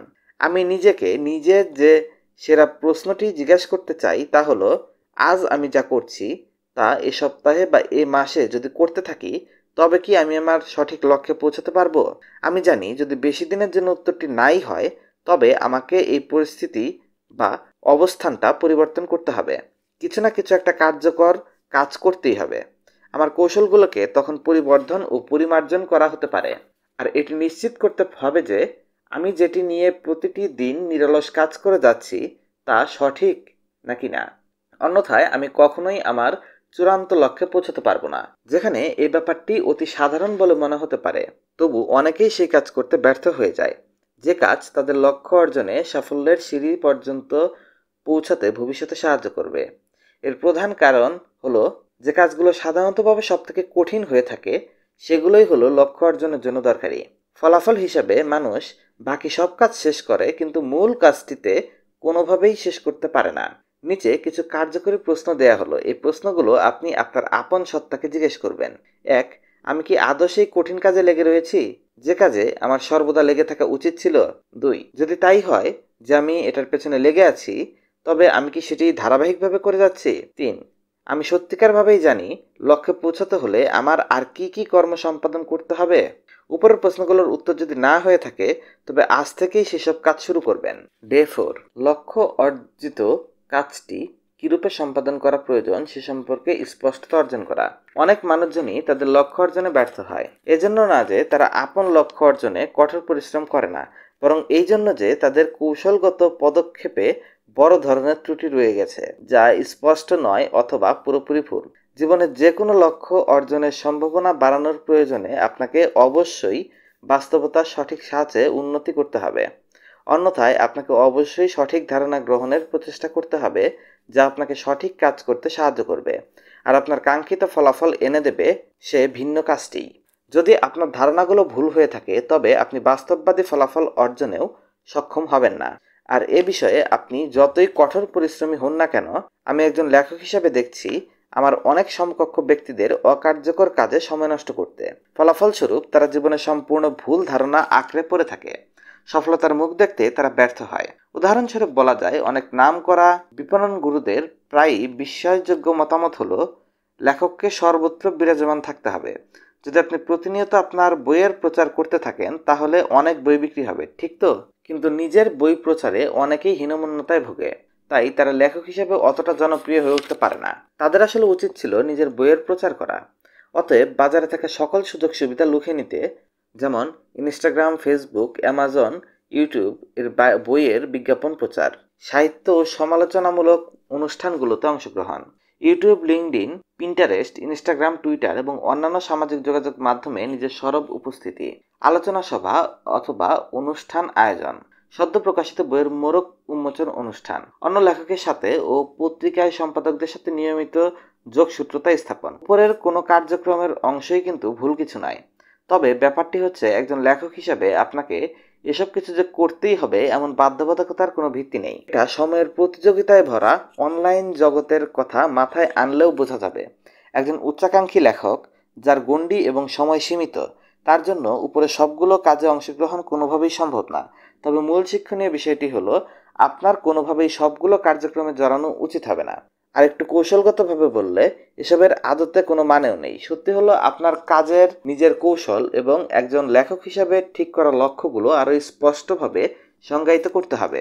তারপর আপনাকে সিদ্ধান্ত নিতে হবে আপনার পরিস্থিতি অনুযায়ী সবচেয়ে কার্যকরী পদক্ষেপগুলো কোনটি হতে পারে। 80-20 প্রিন্সিপাল। যখনই কোনো উৎপাদনশীলতার কথা আসে তখন সবচেয়ে গুরুত্বপূর্ণ যে বিষয়টি বুঝতে হয় তা হলো 80-20 রুল। এটি যা বোঝায় আপনার 20 ভাগ কার্যক্রম আসলে 80 ভাগ ফলাফল এনে দেয়। অবশ্যই এই ব্যাপারে পরিপূর্ণ বৈজ্ঞানিক কোনো তত্ত্ব নেই, তবে এটা প্রায় ক্ষেত্রেই প্রযোজ্য। হতে পারে আপনার মাত্র 1 ভাগ কাজই 50% ফলাফল এনে দেয়, অথবা হতে পারে আপনার 30 ভাগ কাজে 90 ভাগ ফলাফল অর্জন হয়। সবথেকে গুরুত্বপূর্ণ বিষয়টা হলো যেসব উচ্চ প্রভাব বিস্তারকারী কার্যক্রম তাকে চিহ্নিত করা। উদাহরণ হিসেবে বইয়ের বিক্রেতারা যাই বলুক না কেন, আমি মাত্র কয়েকটি কাজেই পূর্ণ মনোযোগ প্রদান করি। আমি কোনো রকমে এক প্রকার সামাজিক যোগাযোগ মাধ্যম নিয়ে সক্রিয় থাকি। আমি তেমন কিছু লিখিও না, না ফেসবুকে, লিঙ্কডিনে, ব্লগে বা টুইটারে। লিখলেও কয়েক মাস পর পর একটু একটু লিখি। আমি কখনো সখনো সাক্ষাৎকারও দেই, যা সংখ্যায় অতি নগণ্য। আর আমি কোনো প্রোগ্রাম বা সামাজিক অনুষ্ঠানে দাঁড়িয়েও আমার বই বিক্রি করি না। আমার ক্ষেত্রে সবচেয়ে কার্যকর উপায়গুলো হলো: 1. ধারাবাহিকভাবে বই লেখা, 2. অ্যামাজনে বিজ্ঞাপন প্রদান, 3. পাঠকদের বার্তা পাঠানো। ব্যাস এটুকুই। আমি এটা বলতে চাচ্ছি না এটা সব লেখকদের করা উচিত, কিন্তু আমি এগুলো করি। আপনারা শুনছেন পাওয়ারফুল ফোকাস, লিখেছেন থিবোমেডিস। এমনটা যে কোনো লেখকের ক্ষেত্রেই কাজ করবে। আর এর মধ্যে হয়তো সম্ভবত কয়েকটি সবথেকে ভালো কাজ করে। আর যদি তারা লেখকরা সবকিছু একসাথে করার চেষ্টা করে, তখন কার্যক্রমগুলোর ক্ষমতা আস্তে আস্তে কমে যেতে থাকে। পাশাপাশি দৃশ্যমান সক্ষমতা ও গতিবেগ প্রাপ্তিতে তারা পিছিয়ে পড়ে। সাথে বই বিক্রির রসদও তেমন আর অবশিষ্ট থাকে না। একজন জনপ্রিয় বিপণন কর্মকর্তা সেথ গোনিন এই উক্তিটি করেন। তার উক্তিটি আমার ভীষণ প্রিয়। তিনি বলেন, একটি কাঠঠোকরা চাইলে 1000টা গাছে 20 বার করে ঠোকা দিয়ে কোনো কিছু না পেয়েও সারাদিন ব্যস্ত থাকতে পারে। আবার একটা গাছে 20,000 বার ঠোকা দিয়ে রাতের খাবারের ব্যবস্থা করে ফেলতে পারে। ঠিক যদি আপনি আপন ব্যাপারে বিলম্বিত করতে থাকেন, এক কাজ হতে অন্য কাজে লাফিয়ে বেড়ান, ছুটোছুটি করেন, তবে কোনো নির্দিষ্ট ফলাফলই অর্জন করতে পারবেন না। এমনটি ঘটতে থাকলে হয়তো 80-20 এর নীতি এড়িয়ে যাচ্ছেন। চতুরতা বনাম কৌশলী পন্থা অবলম্বন। কর্মক্ষেত্রে আরেকটি বড় রকমের ফাঁদ হলো অতি কৌশলতা সাজানো, কৌশলগত ভুল পন্থা। চতুরতা কৌশল বনাম কৌশলী পন্থা, এই দুটি মোটেও এক জিনিস না। দুয়ের মাঝে পার্থক্য বোঝা অনেকের পক্ষেই কঠিন। কৌশল হলো সাবধানতার সহিত যে কোনো কর্ম বাস্তবায়নে ক্ষুদ্র ক্ষুদ্র পন্থার সমষ্টি, যা নির্দিষ্ট কোনো লক্ষ্য অর্জনের পথে বিশেষ ভূমিকা পালন করে। একটি ভালো কৌশলের বাস্তবায়ন বলতে বোঝানো হয়ে থাকে সকল পন্থার সম্মিলিত কর্মযজ্ঞ, যা সফলতার মাপকাঠিকে নাটকীয়ভাবে বাড়িয়ে দেয়। অপরদিকে কৌশলীয় পন্থা হলো একটি নির্দিষ্ট কাজ যা পুরো কৌশলের একটি অংশ। এতটুকুই শুধুমাত্র কৌশলের একটি পন্থা গ্রহণ ও বাস্তবায়ন স্বাধীনভাবে সম্ভব না। এর কার্যকারিতা তখনই সম্ভব যখন বুদ্ধিমত্তার সাথে বিভিন্ন পন্থাকে একই ছায়াতলে একত্রিত করা যাবে, আর সকল অংশ বা পন্থা মিলে পরিপূর্ণ একটি কৌশলে বাস্তবায়িত হবে। আসল কথা হলো একটি বা একাধিক পন্থা সবসময় মূল কৌশলের অংশ হিসেবে বিবেচ্য। অধিকাংশ মানুষ একটির পর একটি পন্থা অবলম্বন করতে থাকে, তাও আবার নিজের স্পষ্ট কৌশলকে চিহ্নিত না করেই। তাই অধিকাংশ ক্ষেত্রেই সফলতা আসে না, আর এমনটা করা সবথেকে বড় ভুল। উদাহরণস্বরূপ, নতুন একজন লেখক কোনো একজন বিপণন কর্মীর পরামর্শে মুহূর্তের মধ্যেই একটি ইনস্টাগ্রাম অ্যাকাউন্ট খুলে ফেলল। এ কাজে তার নাম ডাক কিছুই হলো না। আর লেখকের বিস্ময়কর সফলতা দেখে বিপণন কর্মীরা হয়তো এবার ফেসবুকেও বিজ্ঞাপন দেওয়া শুরু করলো। সব বিবেচনায় রেখে তারা একের পর এক পন্থা অবলম্বন করে নানাভাবে চেষ্টা চালালো। দুর্ভাগ্যবশত এমন হযবরল পরিস্থিতিতে ফলাফল এর সম্ভাবনা শূন্যের কোঠায়। অধিকাংশ মানুষই এমনটাই করে থাকে, শুধুমাত্র একটি বিশ্বাসের উপর দাঁড়িয়ে থাকে। সফলতার কোনো নির্দিষ্ট তাবিজ নিশ্চিত আছে। কি সেই তাবিজ? তাদের শুধু সেটি খুঁজে পেতে হবে। অন্যদিকে একজন লেখকের সুন্দর কৌশল আরও বেশি সুচিন্তিত। উদাহরণ হিসাবে, লেখকরা হয়তো সিদ্ধান্ত নিতে পারে খণ্ড আকারে একটি উপন্যাস লিখবে। প্রচারণার কেন্দ্রবিন্দুতে সেই উপন্যাসের প্রথম খণ্ডকে বসানো হবে এবং সকল প্রচেষ্টা শুধু একই কেন্দ্রবিন্দুতে টিকিয়ে রাখবে। তারপর তারা হয়তো ফেসবুকে, ইনস্টাগ্রামে প্রচারণা শুরু করবে এবং নিরলসভাবে বিজ্ঞাপন দিতে থাকবে যতক্ষণ না তারা লাভের মুখ দেখছে। এসব করে আদতে তারা সফল হতে পারবে না। একটু মনোযোগ দিয়ে ভাবুন তো, আপনি নিজের একটি রেস্তোরাঁ চালাতে যাচ্ছেন। আপনি অবশ্যই দৃঢ় কোনো কৌশল হাতে নিতেই হবে, যাতে করে হাতে থাকা পন্থাগুলোর থেকে সবচেয়ে কার্যকরগুলো নির্বাচন করা যায়। সেসব পন্থাকে সারিবদ্ধভাবে মূল কৌশলে সাজাতে হবে। শুধুমাত্র আপনার কাছ থেকে শোনা পন্থাগুলোকে খিচুড়ি বানিয়ে নিজের রেস্তোরাঁয় ব্যবহার করলেই তো আর কর্ম সফল হয়ে যাবে না। যদি এর পরিবর্তে নিজেকেই জিজ্ঞেস করেন কেমন ধরনের রেস্তোরাঁ আপনি খুলতে চাচ্ছেন, সাধারণ রেস্তোরাঁ নাকি 5 তারকা রেস্তোরাঁ, আপনার প্রতিদ্বন্দ্বীদের থেকে আপনি নিজেকে বা আপনার প্রতিষ্ঠানকে কিভাবে আলাদা করবেন? আপনি কি অসাধারণ সব সুযোগ সুবিধা প্রদান করে থাকবেন? প্রাকৃতিক বা অত্যাশ্চর্য কোনো পরিবেশ তৈরি করবেন? লম্বা খাবারের তালিকা রাখবেন? নাকি গ্রাহকদের আকর্ষণ করবেন? কিভাবে করবেন? অবশ্যই যে কোনোটি আপনার জন্য এবং আপনার নির্দিষ্ট ব্যবসার জন্য কার্যকর তা খোঁজার জন্য এবং কাজে লাগানোর জন্য আপনি অবশ্যই নানা পরীক্ষা নিরীক্ষাও চালাবেন। তবে নিশ্চিত করুন যে আপনি পন্থাগুলো চিহ্নিত করে রাখছেন, যা মূল কৌশলেরই অংশ। এরপর যাই হোক না কেন, যে কোনো প্রকার বিক্ষিপ্ততা এড়িয়ে যান। যেসব বিক্ষিপ্ততা এই কৌশলের কোনো অংশ নয়, আদতে তা সাফল্যও বয়ে আনবে না। 6. আপনার ব্যবসায় একটি সাজ রাখুন। যে কোনো ব্যবসায়িক ক্ষেত্রে সার্বজনীন ব্যাপার হচ্ছে অনেকগুলো ব্যবসায়িক ধারণা একসঙ্গে কাজে লাগানোর চেষ্টা চালানো। উদাহরণ হিসেবে, অনেক তথ্যভিত্তিক বইয়ের লেখক অস্পষ্টতায় ভোগেন। তারা তাদের ব্যবসার জন্য বইয়ের ভূমিকা নির্ধারণে, যেমনটা তারা কি সরাসরি বই হতে অর্থ কামাতে চাচ্ছে, তারা কি তাদের প্রকাশিত বইগুলো শুধুমাত্র তাদের প্রশিক্ষিত বিক্রি মাধ্যম ব্যবহার করে বিক্রি করতে চাচ্ছে, নাকি তারা কি চাচ্ছে বইগুলোর মাধ্যমে তাদের আরো বেশি বেশি বিশ্বাসযোগ্যতা বাড়ুক? তারা কি সুবক্তা বা দক্ষ আলোচক হিসেবে অবস্থান শক্ত করতে চাচ্ছে? যদি তারা শুরুর দিকের একটি কৌশল আঁকড়ে না ধরতে পারে, তবে তাদের সকল প্রচেষ্টা এবং কষ্ট সফলতার রাস্তায় না গিয়ে এদিক ওদিক ছোটাছুটিতেই আটকে থাকবে। ব্যক্তিগতভাবে আমি আমার বইগুলো দ্বারা অর্থ উপার্জনকেই বেছে নিয়েছি। অ্যামাজনের মাধ্যমে এই প্রক্রিয়া আমাকে পরামর্শ দেয় ধারাবাহিকভাবে লিখে যাওয়ার এবং অ্যামাজন এর বিজ্ঞাপন মাধ্যম কার্যকরভাবে ব্যবহার করার। আমি যদি সেবা বিক্রির জন্য বই লিখতাম, কার্যক্রমগুলো ভিন্নভাবে পরিচালিত হতো। তখন আমি অনেক বেশি সময় বিক্রয় কৌশল সাজাতে ব্যয় করতাম এবং অনেক কম সময় বই লিখতাম। এখন এসবের মানে আপনি কি উল্লেখিত কোনো কিছু একসাথে করতে পারবেন না? একেবারেই তা না। তবে আমার পরামর্শ থাকবে, আপনি একটি নির্দিষ্ট ব্যবসায়িক ভাবধারায় অটল থাকুন। একবার যখন আপনি আপনার কাঙ্ক্ষিত ফলাফল অর্জন করে ফেলবেন, তারপর অন্য আরেকটিকে বাস্তবায়নের সক্ষমতা আপনি আপনার অর্জন হয়ে যাবে। এই ব্যাপারটি বিশেষভাবে সত্যি যদি আপনার কাছে বাইরের লোক দ্বারা কাজ করানোর মতো অর্থ হাতে থাকে, অথবা নিজের একটি দল দাঁড় করানোর ক্ষমতা থাকে। তখন অনেক কিছু একসাথে করতে ইচ্ছা হয়, তবু একটি একটি করেই শুরু করুন। অবশ্যই আমি এসব উদাহরণ একজন লেখক হিসেবেই আপনাকে দিয়েছি। আমি এই সম্পর্কে সেরাটা জানি। তবে একই দর্শন অন্য যে কোনো ধারণা অথবা লক্ষ্যের ক্ষেত্রেও বাস্তবায়ন করতে পারবেন যদি আপনি চান। আপনার কি খবর? আপনি কি ভিন্ন ভিন্ন ব্যবসায়িক কৌশল একসাথে গ্রহণ করার চেষ্টায় আছেন? যদি তা হয়, আপনি কিভাবে সবগুলো কৌশলকে একবার কার্যকারিতা বাড়াতে পরিমার্জন করবেন? 4. ভালো লেগেছে তাই করবেন। এই ধরনের কার্যক্রম থেকে পরিত্রাণ পান। আপনি কি আপনার অধিকাংশ সময় এবং প্রয়াস আপনার সবচেয়ে প্রভাব বিস্তারকারী কাজে ব্যয় করেন, নাকি বিক্ষিপ্ততার বলয়ে আবদ্ধ হয়ে অকার্যকর কাজে নিজেকে ডুবিয়ে দিচ্ছেন? অধিকাংশ মানুষ কঠোর পরিশ্রম করছে, তাও আবার কঠিন কাজগুলোকে এড়ানোর জন্য। আপনি হয়তো পার্থক্যটা জিজ্ঞেস করতে পারেন। কঠোর পরিশ্রমের অর্থ হলো যত বেশি কাজ সম্পন্ন করা সম্ভব তা করার জন্য নিজেকে ব্যস্ত রাখা। অন্যদিকে কঠিন কাজ করা হলো আপনার অধিকাংশ সময় এবং প্রচেষ্টা কঠিনতম কাজে উদ্যোগে অর্পণ করা। যেসব মানুষ কঠিন কাজের ব্যাপারে ধারাবাহিকতা ধরে রাখতে পারে, তারা অত্যাধিক ভালো ফলাফল অর্জন করে। যারা মাঝে মধ্যে কঠিন কাজগুলো করে, তারা এত ভালো ফলাফল অর্জন করতে পারে না। গভীরতম মনোযোগ, উন্নতিকল্পে এবং আপনার অধিকাংশ লক্ষ্য বাস্তবায়নে আপনাকে অবশ্যই উপরের দুইটি ব্যাপারকে আলাদা করতে হবে। আপনি হয়তো একটি ব্যাপারে চিন্তায় পড়তে পারেন, যেটিকে আমি বলি ভালো অনুভূত হওয়া কার্যক্রম।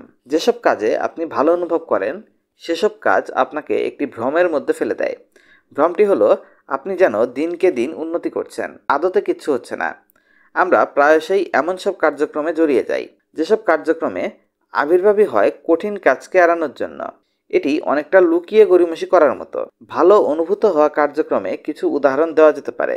নিজের প্রতিষ্ঠানের লোগো নিয়ে ভাবতে বসে ঘন্টার পর ঘন্টা সময় অপচয় করা, এমন অকেজো জিনিসে বা কাজ করতে থাকা যার কোনো ভবিষ্যৎ প্রভাব নেই, এবং এমন প্রকল্পে কাজ করা যা পুরো কৌশলের কোনো অংশই না। ভালো অনুভূতি হওয়া কার্যক্রমগুলো আপনাকে এড়িয়ে যাওয়ার ধারণায় আবদ্ধ করে রাখে। এটিই প্রধান ফাঁদ। তবে আপনার অবচেতন মন তো ছোটোখাটো কাজ শেষ করে শুধু ভালো অনুভব করতে চাচ্ছে না, চাচ্ছে বড় কাজগুলো করে দারুণ অনুভব করতে। কঠিন কাজ বলতে আমি কি বোঝাচ্ছি তার নিচে দেওয়া হলো: 1. আপনার আয় বাড়বে এমন একটি নতুন চুক্তি সম্পাদন করা। 2.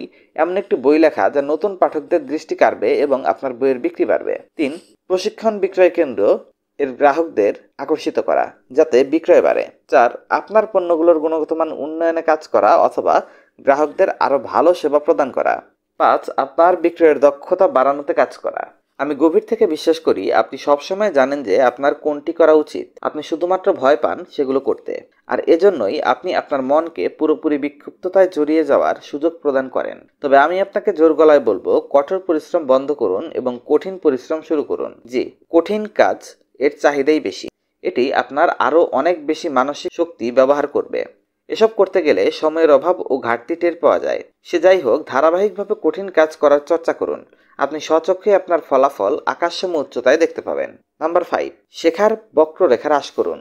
সময় আমাদের অন্যতম দুষ্প্রাপ্য সম্পদ। যেমন সময়ের চাকাকে নতুন করে ঘুরিয়ে দেওয়ার ক্ষমতা তো আপনার নেই। আপনি যাই সম্পাদিত করতে চান না কেন, আপনাকে অবশ্যই তা করার সবথেকে দ্রুত এবং ভালো উপায়টি খুঁজে বের করতে হবে, যেন তা কার্যকরীভাবে ব্যবহার করা যায়। আপনার নীল নকশা যত ভালো হবে, আপনি তত ভালো করে কার্যকরী এবং ধারাবাহিক কাজে মনোযোগ ধরে রাখতে পারবেন। এই শেখার বক্ররেখাকে হ্রাস করতে নিচে 2টি জিনিসে আপনার মনোযোগ প্রদান করতে হবে। 1. আপনি যা করতে চাচ্ছেন অথবা শিখতে চাচ্ছেন সে সম্পর্কে সঠিক তথ্যগুলো খুঁজুন। এবং 2. তাদের থেকে সাহায্য নিন যারা ইতিমধ্যে আপনার লক্ষ্যার্জন করে ফেলেছে অথবা আপনার লক্ষ্যের সমকক্ষ লক্ষ্য অর্জন করেছে। সত্য হলো, আপনি যাই অর্জন করতে চাচ্ছেন তা ইতিমধ্যে কেউ না কেউ অর্জন করে ফেলেছেই। অন্ততপক্ষে তাদের থেকে শিখুন। 1. সঠিক তথ্য খুঁজুন। কাঙ্ক্ষিত লক্ষ্য অর্জনে আপনাকে অবশ্যই সঠিক তথ্য মতে কাজ করে যেতে হবে, কিন্তু পৃথিবী এখন তথ্যের বন্যায় ভাসছে। এই মুহূর্তে তো এটি বলা সহজ যে প্রথম পদক্ষেপ সঠিক তথ্যটা খুঁজে বের করা, যা আপনার লক্ষ্যকে যতটা ভালোভাবে সম্ভব সংজ্ঞায়িত করবে। এটা জানা অত্যন্ত প্রয়োজন। আপনি নির্দিষ্টভাবে কি চাচ্ছেন শিখতে। মনোযোগী থাকতে আপনি কি করতে চাচ্ছেন তা মাথায় রাখবেন। নিশ্চিত করবেন যে আপনি যে কাজ করছেন তা গুরুত্বপূর্ণ। যখন আপনার অনুসন্ধান করার প্রয়োজন হবে, স্পষ্টভাবে অনুসন্ধানের বিষয়গুলো সংজ্ঞায়িত করুন, যাতে করে বিক্ষিপ্ততা এবং কুশিক্ষা এড়ানো যায়। ঠিক কেন এটি আপনাকে শিখতে হবে। কেন একটি কাজে মুখোমুখি হওয়ার পূর্বে নিজেকে জিজ্ঞেস করুন আপনি এটি কেন করেছেন। ব্যাপারটিকে বড় করে দেখলে কেমন লাগবে। আপনার লক্ষ্যের কাছাকাছি পৌঁছানোর জন্য এটিই কি সর্বোত্তম উপায়। আপনি আপনার চূড়ান্ত ফলাফলকে কেমন দেখতে চান। আপনার সর্বশেষ ফলাফল কেমন হতে হবে তা নির্দিষ্ট করুন। এ ব্যাপারটি নিশ্চিত করবেন না যে আপনি আপনার কাজের অথবা প্রকল্পের ঠিক পথে আছেন। 2. তাদের থেকে সাহায্য নিন যারা ইতিমধ্যে আপনার লক্ষ্যটি অর্জন করেছে। এমন অনেক মানুষই আছে যারা ইতিমধ্যে আপনার নির্দিষ্ট লক্ষ্যটি অর্জন করে ফেলেছে। সব কাজ একদম নিজ থেকে শেষ করার দরকার নেই। আপনি সেসব মানুষের সাক্ষাৎকার নিতে পারেন, তাদের লেখা বই পড়তে পারেন অথবা তাদের থেকে প্রশিক্ষণ নিতে পারেন। এমনটা করার মাধ্যমে নিজের নীল নকশা চিহ্নিত করার চেষ্টা করুন যা আপনার লক্ষ্যার্জনে অনুসরণ করা উচিত। আপনি যদি এমন কাউকে চিনে থাকেন যে ইতিমধ্যেই আপনার লক্ষ্যটি অর্জন করে ফেলেছে, আমি আপনাকে তার সাক্ষাৎকার নিতে উৎসাহিত করব। তাকে নিচের প্রশ্নগুলো জিজ্ঞেস করুন আপনার শেখার কৌশল কী ছিল, আপনার সবচেয়ে বেশি প্রভাব বিস্তারকারী কাজ কোনটি ছিল, সবথেকে বেশি কষ্ট কিসে করতে হয়েছে, আর আপনি সেগুলো মোকাবেলা কিভাবে করেছেন। আপনি যদি সেই দক্ষতাটি পুনরায় শিখতে পারতেন, আজকের দিনে তা ভিন্নভাবে কিভাবে করতেন। আপনি যদি আমার জায়গায় হতেন, আপনি শেখার প্রক্রিয়ায় কিভাবে যেতেন। আমার আর কিছু জানার প্রয়োজন আছে। উপরোক্ত প্রশ্নগুলোর উত্তর আপনার নির্দিষ্ট এবং আরও বেশি কার্যকরী পরিকল্পনা তৈরিতে সাহায্য করবে। মনে রাখবেন, গভীর মনোযোগকে উন্নীত করার জন্য আপনাকে অবশ্যই কিসে মনোযোগ দেওয়া উচিত তা জানতে হবে। তাদের সাথে করুন যারা ওই লক্ষ্য কার্যকরভাবে সম্পন্ন করেছে। আপনারা শুনছেন পাওয়ারফুল ফোকাস বাই থিবোমেডিস। দ্বিতীয় পর্ব, বিক্ষিপ্ততা এবং বাধাকে দূর করুন। আপনি প্রতি সপ্তাহে কত ঘন্টা কাজ করেন। সাধারণত সপ্তাহে কর্মঘণ্টা মোট 40 ঘন্টার মতো, তবে কেউ এত ঘন্টা কাজ করে না। অধিকাংশ কর্মী সর্বোচ্চ এবং ভালোভাবে 15 থেকে 20 ঘন্টাই কাজ করে। 2017 সালে ভাউচার ক্লাউড একটি গবেষণা আয়োজন করে। সেখানে প্রকাশিত তথ্য মতে যুক্তরাজ্যের একজন কর্মী প্রতিদিন গড়ে 2 ঘন্টা 50 মিনিট করে উৎপাদনশীল থাকে। পুরো বিশ্বের সকল প্রতিষ্ঠানের কর্মীদেরও ওই একই অবস্থা। মূল কথা হলো, আজকের দিনে অধিকাংশ প্রতিষ্ঠানের কর্মীরা মনোযোগ প্রদানের জন্য খুব কম সময় পান। পুরো সময় তারা বিক্ষিপ্তই হয়ে থাকে। কাজের সময় আর পাবে কখন। সাধারণত নিচের কাজগুলো করার মাধ্যমে তারা প্রতিনিয়ত সময় নষ্ট করে চলেছে। 1. মোবাইল বা সামাজিক যোগাযোগ মাধ্যমে প্রতিনিয়ত ডুবে থাকা। 2. উৎপাদনশীলতার সাথে কোনো যোগসূত্র নেই এমন কোনো অগুরুত্বপূর্ণ কাজে অংশগ্রহণ করা। এবং 3. দিনে বিনা কারণে বাধাপ্রাপ্ত হতে থাকা। গভীর মনোযোগ উন্নতিকরণে আপনাকে অবশ্যই বিক্ষিপ্ততা সৃষ্টি করে এবং একাগ্রতায় বাধা দেয় এমন বস্তু বা সময়কে দূর করতে হবে।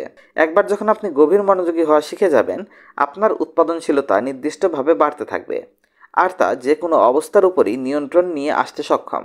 মনোযোগ বৃদ্ধিকল্পে আপনাকে সাধারণভাবে শুধু যত বেশি সম্ভব অনুৎপাদনশীল কাজগুলো বন্ধ করতে হবে। সে যাই হোক, আপনি কিভাবে সেসব কাজ বন্ধ করবেন? ডে 5, সরলীকরণ। ক্যান্সেল করার ব্যাপারে কঠিন হন। আপনার দিনকে সহজ করে তুলতে বিভিন্ন জিনিসকে ক্যান্সেল করার অনুশীলন করুন। আপনাকে সেসব জিনিস দূর করতে হবে যেসব সত্যিকার অর্থে আপনার জীবনকে কোনোভাবে প্রভাবিত করে না। এর মাধ্যমে অবশিষ্ট গুরুত্বপূর্ণ জিনিসাদি আপনার অবস্থান করবে। ক, শূন্যভিত্তিক চিন্তার অনুশীলন। এখানে কার্যকরী একটি অনুশীলন হতে পারে শূন্যভিত্তিক চিন্তার অনুশীলন। এটি এমন একটি কৌশল যার মাধ্যমে অনুৎপাদনশীল কার্যক্রমকে চিহ্নিত করা যায় এবং সেগুলোকে আপনার কার্যতালিকা থেকে বাদ দেওয়ার ব্যবস্থা করা যায়। এই কৌশলকে বাস্তবায়ন করার জন্য সাধারণভাবে নিচের প্রশ্নগুলোর উত্তর দিন। উদাহরণস্বরূপ, আমি এখন যা জানি তা জেনে প্রকল্পটি শুরু করতে পারবো। 2, আমি এখন যা জানি তা জেনে দলটিতে অন্তর্ভুক্ত হতে পারবো।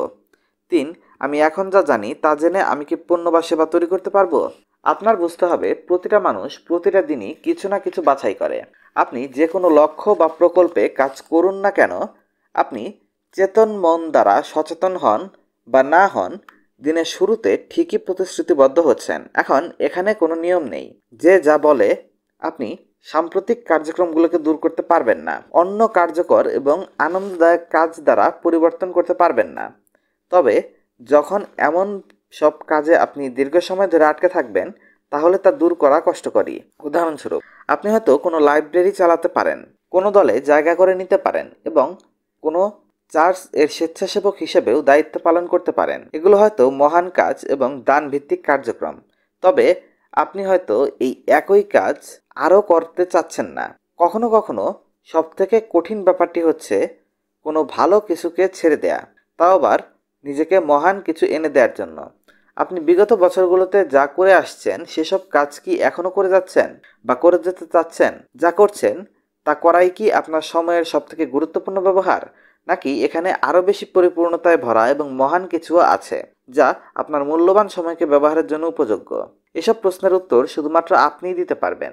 আপনিই তা বাছাই করতে পারবেন। যেখানে সত্যিকার অর্থে আপনি মনোযোগ প্রদান করতে চান এবং এগিয়ে যেতে চান, আপনার উত্তর শুধুমাত্র আপনার কাছেই চিরসৎ। একটি জ্ঞানী ও পক্ষপাতমূলক কথা হলো ডুবে যাওয়া খরচের প্রাপ্তি।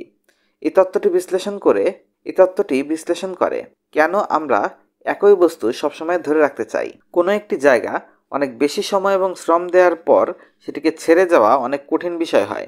তবে এমন সংযোগমূলক আবেগীয় অতীত আমাদের সেরা ভবিষ্যৎ গঠনে বাধা প্রদান করে। এটি আমাদের সকল শক্তিমত্তাকে একটি ফাঁদে আটকে দেয়, যেখানে আমরা আর সুখী অথবা উৎপাদনশীল অনুভব করি না। আমার একজন বন্ধু, সে একজন লেখক। সেও এমন একটা সমস্যায় ভুগছে। যদিও সে অনেক সৃজনশীল এবং ভবিষ্যৎ বই সম্পর্কে দূরদর্শী একজন লেখক, তবু সে নিজের অতীতের মাঝেই আটকে থাকতে দেখছে নিজেকে। সে তার সকল শক্তি শুধুমাত্র পুরনো বইগুলোকে পুনর্মুদ্রণেই ব্যয় করে চলেছে, তাও আবার বিক্রয় বৃদ্ধির আশায়। ফলাফল হিসাবে সে প্রতিনিয়ত উদ্বেলিত এবং বিষণ্ণতা ভোগ করতে শুরু করেছে, আর এ কারণে তার সৃজনশীল শক্তিমত্তাকে ভবিষ্যৎ প্রকল্পগুলোর জন্য সে ব্যবহার করতে পারছে না। আমি এর পুরোপুরি উল্টো। আমি খুব কম সময়ই আমার অতীতের বইগুলোর কাছে ফিরে যাই এবং অসফল বইকে সফল করার চেষ্টা করি। আমি খুব সহজে মেনে নিতে পারি কিছু বই কোনোভাবেই চলবে না, আবার তাতে আমি যত সময় এবং শ্রমই দেই না কেন, তা গিয়েছে তাকে যেতে দেই আর নতুন বই লেখার জন্য শক্তি পুনরুদ্ধার করি। আমি কিন্তু বলছি না যে এটিই এমন পরিস্থিতিতে শ্রেষ্ঠ সিদ্ধান্ত। কিছু কিছু ক্ষেত্রে অতীতের প্রকল্পগুলো পুনঃসংস্করণ এবং উন্নতিকরণ ভালো ফলাফল বয়ে আনে, তবে এমনটা তো আর প্রায়শই দেখা যায় না। এসব জিনিস যে কোনো কার্যক্রম অথবা প্রকল্পের ক্ষেত্রে বলা যায়। বোঝার চেষ্টা করুন, যখন আপনি আপনার সময় এবং শ্রম কোনো একটি কাজে ব্যয় করবেন, তখন প্রতিদিনই আপনি নতুন করে প্রতিশ্রুতিবদ্ধ হচ্ছেন। পুরনো একটি দিনে আটকে থাকার প্রতিশ্রুতি কি ভালো? এমনটা যদি আপনি করতে না চান, এসবকে দূর করার সময় এখনই। শক্তিকে কোথাও আবদ্ধ না রেখে মুক্ত করে দিন এবং আগামীর পথে এগিয়ে যান। খ, খালি কাগজের কৌশল।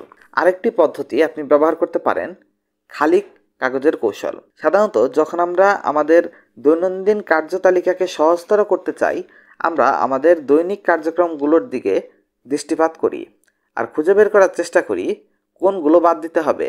এখন এই খালি কাগজের কৌশল পুরোপুরি ভিন্নভাবে কাজ করে। এটি সেসব কাজকে চিহ্নিত করে যেসব কাজ আপনার দৈনিক কার্যতালিকায় যুক্ত করা উচিত। এই কৌশলকে ব্যবহারের জন্য আপনাকে আপনার দৈনিক কার্যতালিকায় একটু আঁচড় বা লেখা বসাতে হবে। ভাবুন তো, এটি একটি খালি কাগজ, আর এখানে কি যুক্ত করা যায় তা নিজেকে জিজ্ঞেস করুন। প্রতিটি কার্যক্রমের একক ভার মাথায় রাখুন এবং শুধুমাত্র গুরুত্বপূর্ণ একটিকেই যুক্ত করুন। এটিকে ন্যূনতম কার্যকর তালিকা হিসেবে বিবেচনায় রাখা যায়। এক্ষেত্রে একটি সাদৃশ্যের ঘটনা তুলে ধরা হলো। সম্প্রতি আমার কম্পিউটারটি ভেঙে গিয়েছিল, তো আমার নতুন একটি কিনতে হবে। নতুন কম্পিউটার কেনার পর আমি চাইলে এই সকল তথ্য এবং ফাইল নতুন কম্পিউটারে 1 মিনিটে পাঠিয়ে দিতে পারতাম, তবে আমি এই পদ্ধতিটি বাছাই করিনি। এর পরিবর্তে আমি বর্তমানে যে কাজটি করছি সে সম্পর্কের তথ্যগুলো নেওয়ার সিদ্ধান্ত নিলাম। সংক্ষেপে, আমি একদম খালি থেকে শুরু করতে চেয়েছি আর সব কিছু পুনরায় গোছানোর সুযোগটিকে লুফে নিয়েছি। আপনার কি খবর? আপনার কাছে এই মুহূর্তে যদি এমন কোনো কার্যক্রমকে বাদ দেওয়ার অনুমতি থাকে যা আপনি আর করতে চাচ্ছেন না এবং যা থেকে ন্যূনতম প্রভাব পড়ে না কার্যতালিকায়, তখন আপনার কার্যতালিকা দেখতে কেমন হবে? গ. না বলতে শেখা বা চর্চা করা। অপ্রয়োজনীয় কার্যাবলী এবং অবসর সময়কে দূর করার জন্য আরেকটি সহজ উপায় হলো প্রায়শই না বলতে শেখা। সময় আপনার মহামূল্যবান সম্পদ এবং এর উপর শুধু আপনারই নিয়ন্ত্রণ সম্ভব। রোমাঞ্চকরভাবে সময় অর্থের থেকেও মূল্যবান। তবুও মানুষজন ঠিক উল্টো কাজটা করে। তারা তাদের সময় বিনামূল্যে বিতরণ করতে থাকে অন্য মানুষদের। নিজের জীবনের প্রভাব বিস্তার করার সুযোগটুকু তারা দিয়ে দেয়। না বলতে শেখা এক ধরনের আত্মমর্যাদা। এর অর্থ হলো নিজেকে যথেষ্ট সম্মান করা এবং সেসব জিনিসে মনোযোগ প্রদান করা যেসব সত্যিকার অর্থে আপনার জীবনে গুরুত্ব বহন করে, আর সেসব কাজে না বলা যেসব কাজকর্ম কম গুরুত্বপূর্ণ এবং কম অর্থবহ। যদি না বলতে গিয়ে দ্বন্দ্বে পড়েন, নিচের বিষয়গুলো মাথায় রাখবেন। 1. আপনার জীবন সময় দ্বারাই সৃষ্ট। যখন কেউ আপনার সময় ধার করছে, এর অর্থ সে আপনার জীবনের একটা অংশ চুরি করে নিয়ে যাচ্ছে।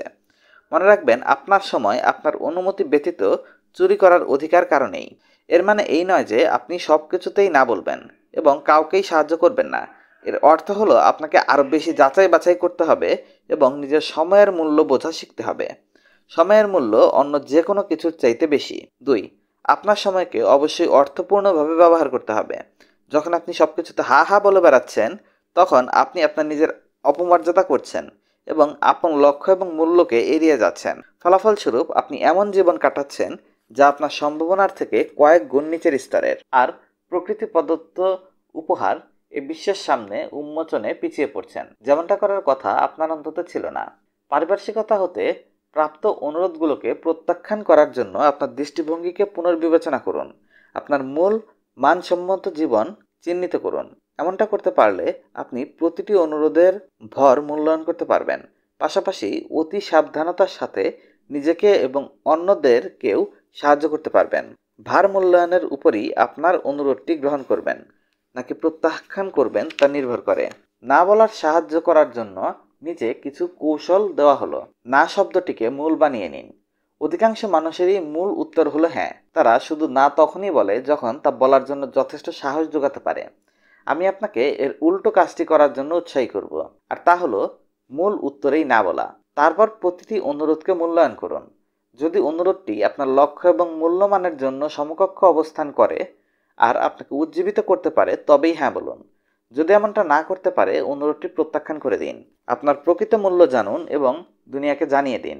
যখন আপনি স্পষ্টভাবে জানেন আপনার কাছে কি সবথেকে বেশি গুরুত্বপূর্ণ, তখন না বলাটা অনেক সহজ হয়ে যায়। উদাহরণ হিসেবে, কথার মাঝে বলতে ভয় পাবেন না যে আপনি বাচ্চাদের সাথে সময় কাটাবেন বলে কথা দিয়েছেন, বা একটি গুরুত্বপূর্ণ প্রকল্পে আপনার কাজ করতে হবে। মানুষের জন্য আপনার মূল্যবান জিনিসের বিরুদ্ধে তর্ক করা সবসময় কঠিনতর বিষয় হয়। আপনি আপনার বাচ্চাদের সাথে সময় কাটাবেন জানলে তারা কিভাবে বলবে যে কাজটা গুরুত্বপূর্ণ না, বা আপনার প্রকল্প বা কাজ অপেক্ষা করতে পারবে? মাঝে মধ্যে অপেক্ষা করতে পারে, তবে প্রায়শই তা হয় না। আবার আপনি যত বেশি আপনার নিজেকে মূল্যবান ভাববেন, মানুষ আপনাকে আপনার সময়কে তত বেশি মূল্যায়ন করবে। সীমাহীনভাবে না বলার অনুশীলন করুন। আমাদের মধ্যে অধিকাংশই আমন্ত্রণ প্রত্যাখ্যান করে। আমরা খারাপ অনুভব করি এবং নিজের প্রতি সুবিচার করতে পারি না। আমি আপনাকে বলবো, কোনো প্রকার কাচুমাচু করে নিজেকে দোষী বানাবেন না। ওসব ভাবনা ছাড়াই না বলুন। যেমন আপনি বলতে পারেন, আপনার নিমন্ত্রণের জন্য ধন্যবাদ, তবে এবার আসতে পারবো না। ভূমিকা পালনে অনুশীলন। ভবিষ্যতে কোনো আমন্ত্রণ প্রত্যাখ্যান করার চিন্তা করার থাকলে পুরো অবস্থায় মনে মনে একটু ভূমিকা পালনের কথা বলুন যদি সম্ভব হয়, অথবা অন্য কারো সাথে কাজ আছে এমন বর্ণনা প্রস্তুত করুন। এমন ক্ষেত্রে পুরো অবস্থাটা দৃশ্যায়িত করুন এবং অপর প্রান্তের মানুষটি আপনার থেকে কি চাইতে পারে তা ভাবুন। সে মানুষটি আপনার দ্বারা কোন কথা শুনতে চাচ্ছে তাও ধারণা রাখুন। তারা হয়তো আপনাকে কোনো অনুষ্ঠানে যোগ দিতে বলতে পারে, কোনো কাজে সাহায্য করার অনুরোধ জানাতে পারে। এরপর আপনি সত্যিকার অর্থে যা বলতে চাচ্ছেন তা পরিষ্কারভাবে জোরেই বলুন। আপনি চাইলেই আপনার উত্তর লিখে রাখতে পারেন। আপনি যখন আমন্ত্রণ প্রত্যাখ্যান করতে চাচ্ছেন, আপনি চাইলেই নিচের উপায়গুলো হতে এক বা একাধিক উপায় ব্যবহার করতে পারেন। তাদের আমন্ত্রণের কথা মাথায় রাখুন। যেমন আপনি বলতে পারেন, দারুণ মজা হবে মনে হচ্ছে, তবে আমি হয়তো এবার থাকতে পারবো না। নির্দিষ্ট একটা কারণ উল্লেখ করুন। যখন আপনার নিজেকে এত বিচার আচার করে কথা বলতে হবে না, হতে পারে তা কোনো অনুষ্ঠানে বা কাজে, সেক্ষেত্রে সরাসরি নির্দিষ্ট কারণ উল্লেখ করাই হয়তো ভালো কার্যকর হবে। এমন কারণ দেখান যেটায় কোনো তর্ক করতে পারবে না। বিকল্প প্রস্তাব করুন। আপনি যদি সত্যিকার অর্থে প্রস্তাবনা প্রদান করা ব্যক্তির সাথে সময় কাটাতে চান, তবে তাকে বিকল্প কোনো প্রস্তাব দিতে পারেন যা খুব ভালো কাজ করে। উদাহরণস্বরূপ আপনি বলতে পারেন, আমি আজকের অনুষ্ঠানে যুক্ত হতে পারবো না, তবে এই সপ্তাহ পর কফি খেতে কোথাও বসা যাক। নাগালের বাইরে থাকুন। অধিকাংশ মানুষই স্ব-ইচ্ছায় একদিনে বহুবার বাধাপ্রাপ্ত হয়। তাদের সাথে যে কেউই যোগাযোগ করুন না কেন, তারা যেন চিরকর্মহীন। তারা সবার জন্য উন্মুক্ত। এমনটা করার মাধ্যমে তারা কার্যকরভাবে সবাইকে জানিয়ে দেয় যে তাদের সময়ের কোনো মূল্য নেই। তারা বড় কিছু অর্জনের জন্য ব্যস্ত নয়। আর যেহেতু তাদের নিজেদের প্রতি নিজেরাই সম্মান দেখায় না, তাই অন্যরাও তাদের সম্মান দেখায় না। এজন্য আপনার আশপাশে মানুষদের উপর প্রতিক্রিয়া না দেখিয়ে আপনার আপন নিয়ম কানুন, এবং যখন আপনি নিজে অন্যের কাছে ধরা দেওয়ার সিদ্ধান্ত নেবেন তখনই ধরা দেবেন। উদাহরণস্বরূপ, আমি কখনোই অচেনা নাম্বার থেকে কল আসলে ধরি না। এমনকি সকালের সময়টাতেও এমনটাই করি। অনেক সময় আমার বন্ধুরাও আমাকে কল দেয়, আমি তা দেখি কিন্তু কল তুলি না, কারণ আমি তখন লিখছিলাম।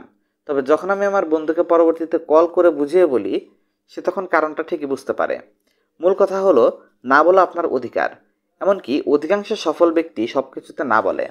আপনি যদি এই মুহূর্তে না বলতে না পারেন, তাহলে আরও সফল হওয়ার পর কিভাবে না বলবেন? নাম্বার 2, বিক্ষিপ্ততা কমিয়ে ফেলুন। বিক্ষিপ্ততা আপনার মনোযোগকে ধ্বংস করে। আপনি যতটা কর্মদক্ষ তার থেকে অনেক কম দক্ষ হিসাবে উপস্থাপন করে। তীক্ষ্ণ আলোকরশ্মির মতো মনোভাব উন্নতিকল্পে আপনার অবশ্যই বিক্ষিপ্ততা দূর করতে হবে, নয়তো অন্ততপক্ষে তা কমিয়ে আনতে হবে। আমরা বিক্ষিপ্ততাকে দুইভাবে ভাগ করতে পারি, এক অভ্যন্তরীণ এবং 2 বহিরাগত। অভ্যন্তরীণ বিক্ষিপ্ততা: একটি ভাবনা দিয়ে আপনি ঠিক কতবার বিক্ষিপ্ত হন এবং গড়িমসি শুরু করেন, হয়তো এত বেশি যে আপনি উপলব্ধিও করতে পারেন না। আপনার একটি ইমেইলের উত্তর দেওয়ার প্রয়োজন ছিল, আপনি ভুলে গেছেন। তার ভাবনাও এর অন্তর্ভুক্ত হতে পারে। বা হতে পারে এখনও হাতে সময় আছে, কাজটা পরে করে নেওয়া যাবে এমন ভাবনা। অথবা এমন ভাবনাও হতে পারে আপনি কফি খেয়ে হাঁটতে যেতে চান, এর জন্যও। যখন আপনি জটিল কোনো কাজ করছেন, তখন বেশিরভাগ সময়ই আপনার মানসিকতা, আগ্রম বাগ্রম অবস্থা সবচেয়ে বড় শত্রু।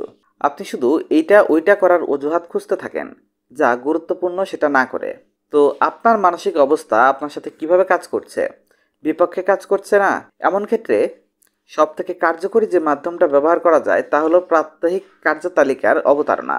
এমনটা করার মূল কারণ হলো, দৈনন্দিন কার্যতালিকা আপনার উন্মত্ততার মাত্রা কমিয়ে দেয় এবং কঠিন কাজগুলো করতে আপনাকে প্রশিক্ষিত করে তোলে। এর জন্য আপনার করণীয়, যেখানেই সম্ভব বিক্ষিপ্ততা এড়িয়ে যান। মোবাইল দেখে, ইন্টারনেটে ঘেটে কিংবা ভিডিও দেখে দিনটিকে শুরু করবেন না। যখন কাজগুলো অতি উন্মত্ততায় ভরা, এগুলোকে এড়ানোর চেষ্টা করুন। একবার যখন আপনি এসব কাজে জড়িয়ে যাবেন, নতুন করে গুরুত্বপূর্ণ কাজে আর মনোযোগ প্রদান করা সম্ভব হবে না। এটা আপনার জন্য কঠিন হয়ে দাঁড়াবে। আপনার মন তো সবসময় আপনাকে বলবে কঠিন কাজ পরে করা যাবে। এখানের কাজটা আরও বেশি সহজ এবং উত্তেজনাপূর্ণ। আরামদায়ক কার্যক্রমে এড়িয়ে পড়ুন। আপনার নিজেকে আরও বেশি শান্ত ও মনোযোগী মনোবস্থায় রাখুন। অনেক মাধ্যমেই এমনটা করা যায়, যেগুলো হতে পারে গভীর এবং স্থির শ্বাস প্রশ্বাস অনুশীলন করা, ধ্যান করা, শান্ত সঙ্গীত শোনা, মননশীলতার চর্চা, নিজেকে প্রসারিত করা। যেখানে অধিকাংশ মানুষ একের পর এক কাজ যুক্ত করে চলেছে, তাদের দিনগুলোতে আমি পরামর্শ দিচ্ছি তার উল্টোটা। সেটি সব থেকে বেশি লাভজনক। আমি তর্ক করে বলতে পারি, গভীর মনোযোগ একমাত্র তখনই ঘটে যখন নতুন করে আর কিছু যুক্ত করার থাকে না। আপনি যখন একবার সবচেয়ে বেশি বিক্ষিপ্ততাকারী বস্তুকে দূরে সরিয়ে রাখতে পারবেন আর মনোযোগের একটি স্তরে অবস্থান করবেন, আপনি তখন আরও বেশি উৎপাদনশীল হয়ে উঠবেন। বহিরাগত বিক্ষিপ্ততা। সেখানে বহিরাগত বিক্ষিপ্ততা হলো বহিরাগত পরিবেশের ফলাফল। আপনি যত বেশি বাহ্যিক পরিবেশের বাধা বিপত্তি এড়িয়ে যাবেন, তত বেশি মনোযোগী হতে পারবেন। বাহ্যিক বিক্ষিপ্ততা যেসব কার্যাবলী অন্তর্ভুক্ত তার মধ্যে রয়েছে মোবাইল এবং সামাজিক যোগাযোগ মাধ্যমের বার্তাসমূহ, ফোন কল, কর্মক্ষেত্রের আড্ডা, সাধারণ আওয়াজ, অসংগঠিত কর্মক্ষেত্র। আপনি যদি প্রতিনিয়ত বাধাপ্রাপ্ত হতে থাকেন, তবে মনোযোগী হওয়া অসম্ভব ব্যাপার হয়ে দাঁড়াবে। বাহ্যিক বিক্ষিপ্ততা কমানোর জন্য যত বেশি সম্ভব বাধা কমাতে হবে। উদাহরণ হিসাবে, আপনি চাইলেই আপনার গুরুত্বপূর্ণ কাজটি করার সময়কে নির্দিষ্ট করে ফেলতে পারেন, আর সে মুহূর্তে কেউ যাতে আপনাকে বিরক্ত না করে তা জানিয়ে দিতে পারেন। আপনি চাইলে আপনার সহকর্মীদের পূর্বেই কর্মক্ষেত্রে পৌঁছে যেতে পারেন, অথবা বাসায় কাজ করতে পারেন যখন বাকিরা ঘুমিয়ে থাকে। সংযুক্তিতে নিশ্চিত করুন যে আপনার মোবাইলের বার্তাটির শব্দ বন্ধ রেখেছেন। দিনের একটি নির্দিষ্ট সময় যাতে কেউ আপনাকে বিরক্ত না করে সবাইকে তা জানিয়ে দিতে পারেন, বা কানে হেডফোন গুঁজে সকলকে দেখাতে পারেন যে আপনি তাদের শুনছেন না, বরঞ্চ ব্যস্ত আছেন। আপনার ক্ষেত্রে যেটিই কাজ করে সেটিই করুন। সবই ঠিক আছে, তবে নিজের সর্বোচ্চ চেষ্টা করুন যে কোনো মূল্যে বাহ্যিক বিক্ষিপ্ততা থেকে পরিত্রাণ পাওয়ার জন্য। আর এভাবেই আপনি আপনার গভীর মনোযোগের উন্নতি ঘটাবেন। ডে 6, অনর্থক কষ্ট করবেন না। আপনি কি প্রায়শই আবল তাবল হয়ে পড়েন এবং বুঝতেই পারেন না যে কোথা থেকে শুরু করবেন? আপনি আটকে গেছেন। আপনার হাতে থাকা প্রকল্প বা কাজগুলো নিয়ে কোনোভাবেই আর এগোতে পারছেন না। যদি এমনটাই হয়, আপনি হয়তো অনেক বেশি তথ্য নিজের মধ্যে নিয়ে বসে আছেন। এটা ঠিক যে শেখাটা গুরুত্বপূর্ণ, তবে আপনি যখন শেখার পেছনেই অনেক বেশি সময় ব্যয় করে ফেলছেন, তখন আপনার শেষ পরিণতি হবে বিভ্রান্ত আর আবল তাবল হয়ে বসে থাকা। আরও শিখে এবং আরও গভীরে যাওয়ার মাধ্যমে আপনি বর্ণনার সাগরে হারিয়ে যাবেন। আসল জায়গায় দৃষ্টিপাত করতেই পারবেন না। মানে, একটা গাছ দেখতে গিয়ে বন দেখতে না পাওয়ার মতো অবস্থা। একটি ছবি দেখে উন্মুক্ত অনুভূতির ছোঁয়া নেওয়ার পরিবর্তে যদি আপনি ছবিটি প্রযুক্তিগত মান এবং উপাখ্যান খোঁজা শুরু করেন, তাহলে তো আর হলো না। আর আপনার তো এসব জিনিস জানার কোনো প্রয়োজন নেই। বিদ্রুপাত্মকভাবে আপনি যদি এমনটা করতেও থাকেন, তবুও মূল সারাংশ ক্ষুদ্র থেকে ক্ষুদ্র বিষয়টুকুই, আর চক্ষুর আড়ালে সেটা পড়ে যাবে। আত্মবিশ্বাস হারিয়ে যাওয়া। আপনি যদি উপরে উঠতে থাকেন, তখন উপলব্ধি করতে পারবেন আপনি ঠিক কত কম জানেন। আর অপর্যাপ্ত জানার যে তীব্র ঝুঁকি, তা আপনাকে আগামীর কার্যক্রমেও বাধা প্রদান করতে থাকে। বেশি বেশি শিখতে গেলে বিরোধী দৃষ্টিভঙ্গির মুখোমুখি ধারণার আবির্ভাব হতে দেখা যায়, যা সাধারণত সিদ্ধান্ত গ্রহণের প্রক্রিয়াকে জটিল করে তোলে। অবশ্যই ব্যাপারটা মোটেও খারাপ না, তবে তা নির্ভর করছে আপনি কি পড়ছেন তার উপর। হয়তো সেক্ষেত্রে আপনার গভীর হতে জানা লাগতেই পারে। যাই হোক, অধিকাংশ ক্ষেত্রে একটি সিদ্ধান্ত গ্রহণে দুনিয়ার সকল বর্ণনার প্রয়োজন পড়ে না। যত কম গুরুত্বপূর্ণ সিদ্ধান্ত, তত কম অনুসন্ধান। দৃঢ় মনোবলের বীজ রোপণে অবশ্যই আপনাকে নাটকীয়ভাবে হলেও অপ্রয়োজনীয় বা অনর্থক কষ্ট কমাতে হবে। অন্যথায় আপনি তথ্যের সাগরে ভাসতে থাকবেন, যা আপনার বিশ্লেষণকে করাঘাত এর দিকে নিয়ে যাবে। 1. তথ্যের উপচে পড়া কীভাবে এড়াবেন? তথ্যের উপচে পড়া এক সাধারণ অর্থ হলো প্রয়োজনের তুলনায় বেশি তথ্য আহরণ করা। এটাও ঠিক যে আমরা সকলেই তো তথ্য সংগ্রহ করে থাকি। কজনেই বা সবগুলো তথ্য সবসময় ব্যবহার করি? হয়তো খুব দরকারেই একটু একটু ব্যবহার করি। অধিকন্তু আপনি যদি এই তথ্য আহরণ এর ব্যাপারে খুব বেশি দূরে চলে যান, তখনই আপনি নিজেকে আবল তাবল দেখতে পাবেন। সঠিক তথ্যগুলো আহরণ করার মূল বিষয় হচ্ছে আপনার প্রয়োজনীয়তার পরিপূর্ণতা। উদাহরণস্বরূপ, একজন পিএইচডি এর শিক্ষার্থী অবশ্যই একজন কর্মীর তুলনায় অনেক বেশি তথ্য সংগ্রহ করতে হবে। আপনি যখন আপনার জন্য খোঁজা তথ্য শুরু করছেন, আমি আপনাকে নিচের কাজগুলো করতে বলবো। নির্দিষ্টভাবে নির্ধারণ করুন আপনি কি শিখতে চান এবং অর্জন করতে চান। আপনি যদি নাই জানেন কোন তথ্যগুলো সংগ্রহ করছেন, তাহলে আপনি শুধু এসব তথ্য আহরণ করে সময় নষ্ট করছেন। যেসব তথ্যের দরকার নেই, সেসব তথ্য আপনার ঝুড়িতে গড়াগড়ি খাচ্ছে। অন্যদিকে যখন আপনি একবার জানেন আপনার কি প্রয়োজন, তখন আপনি সঠিক জায়গায় তথ্য খুঁজতে পারবেন এবং সঠিক মাধ্যমে ব্যবহার করবেন। যে মানুষের কাছে তথ্য আছে, তাদের সাথে যোগাযোগ করাও সম্ভবপর হবে এবং সিদ্ধান্ত নিতে পারবেন কতটুকু তথ্য আপনার প্রয়োজন হবে এবং কতদিনের জন্য। অনেক মানুষ শেখা ও অনুসন্ধানের ফাঁদে আটকে থাকে। তারা তাদের প্রয়োজনের তুলনায় বেশি তথ্য সংগ্রহ করে সেই তথ্যের অতলে হারিয়ে যায়। এর পেছনে একটি কারণ হতে পারে নতুন কিছু শেখা বারবারই ভালো অনুভূতির ছোঁয়া এনে দেয়। এমন অবস্থা মানুষকে পারদর্শিতার ভ্রমে রাখে। আমরা যত বেশি তথ্য সংগ্রহ করি, আমাদের অবচেতন মনের একটি অংশ বিশ্বাস করা শুরু করে আমরা তত বেশি বুদ্ধিমান ও দক্ষ হয়ে উঠছি বলে ভাবে। যদিও ব্যাপারটা অনেকাংশেই সত্য না। অধিকাংশ ক্ষেত্রেই আমাদের কাঙ্ক্ষিত ফলাফল অর্জনে যা শেখা দরকার ততটুকু শেখাই যথেষ্ট, এবং আমাদের ভাবধারা একেন্দ্রিক হওয়া বাঞ্ছনীয়। এমনটা করার মাধ্যমে আমরা তাত্ত্বিক জ্ঞানকে প্রায়োগিক বুদ্ধিমত্তায় রূপান্তর করতে পারবো। এখন আমি আপনাকে কিছু উদাহরণ দেব অতি তথ্যের সাগরে হাবুডুবু খাওয়ার। প্রথমে একটি ব্যক্তিগত উদাহরণ দিয়ে শুরু করা যাক। বই লেখা। একটি বই লেখা কয়েক সপ্তাহ থেকে কয়েক বছর অবধি সময় নিতে পারে। সব জায়গায় ব্যাপারটা একই, এটি নির্ভর করে বইয়ের দৈর্ঘ্যের উপর এবং কেন লেখা হচ্ছে তার কারণের উপর। একজন গবেষককে হয়তো অনেক বছর গবেষণা করার পর বই লিখতে হবে। অন্যদিকে একজন বিশেষজ্ঞ ব্যক্তি যার কাছে নির্দেশিকা হিসাবে যদি একটি প্রায়োগিক বই লিখতে চায় এবং নিজের সম্ভাব্য গ্রাহকদের আকৃষ্ট করতে চায়, তবে সে কয়েক সপ্তাহের মধ্যে তা লিখে ফেলতে পারে। তিনি তো ইতিমধ্যেই বইয়ে প্রদান করা তথ্যগুলো জানেন, তাকে শুধুমাত্র সেগুলোকে গুছিয়ে নিতে হবে। যখন আমি বই লিখতে চেষ্টা করি, তখন ঠিক এর মাধ্যমে আমি কি সম্পন্ন করতে চাই আমাকে প্রথমে সাধারণ একটি রূপরেখা এঁকে নিতে হয়। তারপর সিদ্ধান্ত নিতে হয় কোন কোন তথ্য আমি এর মাধ্যমে ফুটিয়ে তুলব। এরপর আমি কিছু গবেষণাও করি যদি প্রয়োজন পড়ে। তাহলে সবশেষ আমি একটি নির্দিষ্ট দিন রেখা এঁকে ফেলি এই কাজের জন্য। এমনটা করার মাধ্যমে আপনি সময় নষ্ট হওয়ার প্রবণতা এবং সুযোগ কমতে থাকে, আর আমিও বুদ্ধিমত্তার সাথে এগিয়ে যেতে পারি। অন্যদিকে আমি যদি তথ্যের অনুসন্ধানে একটি বইয়ের পর আরেকটি বই পড়তে থাকি, স্বভাবতই আমি দ্রুত হতবিহ্বল হয়ে পড়ব। আমি অনেক বেশি অসামঞ্জস্যপূর্ণ তথ্যের ভিড়ে পড়ে যাব। আমি আমার আপন দৃষ্টিভঙ্গি হারিয়ে ফেলব। তখন লেখা আমার জন্য সবচেয়ে কঠিন কাজের রূপ নেবে। এজন্য আমি যখনই আবল তাবল মনে করি নিজেকে, আমি ধারণা করতে পারি আমি অতিরিক্ত তথ্যের সাগরে ডুবে যাচ্ছি। এমন ক্ষেত্রে আমি থেমে যাই এবং পূর্বের জায়গায় ফেরত আসি। এখন বলার জন্য বলা যাক, আপনি একটি বিদেশি ভাষা শিখতে চাচ্ছেন।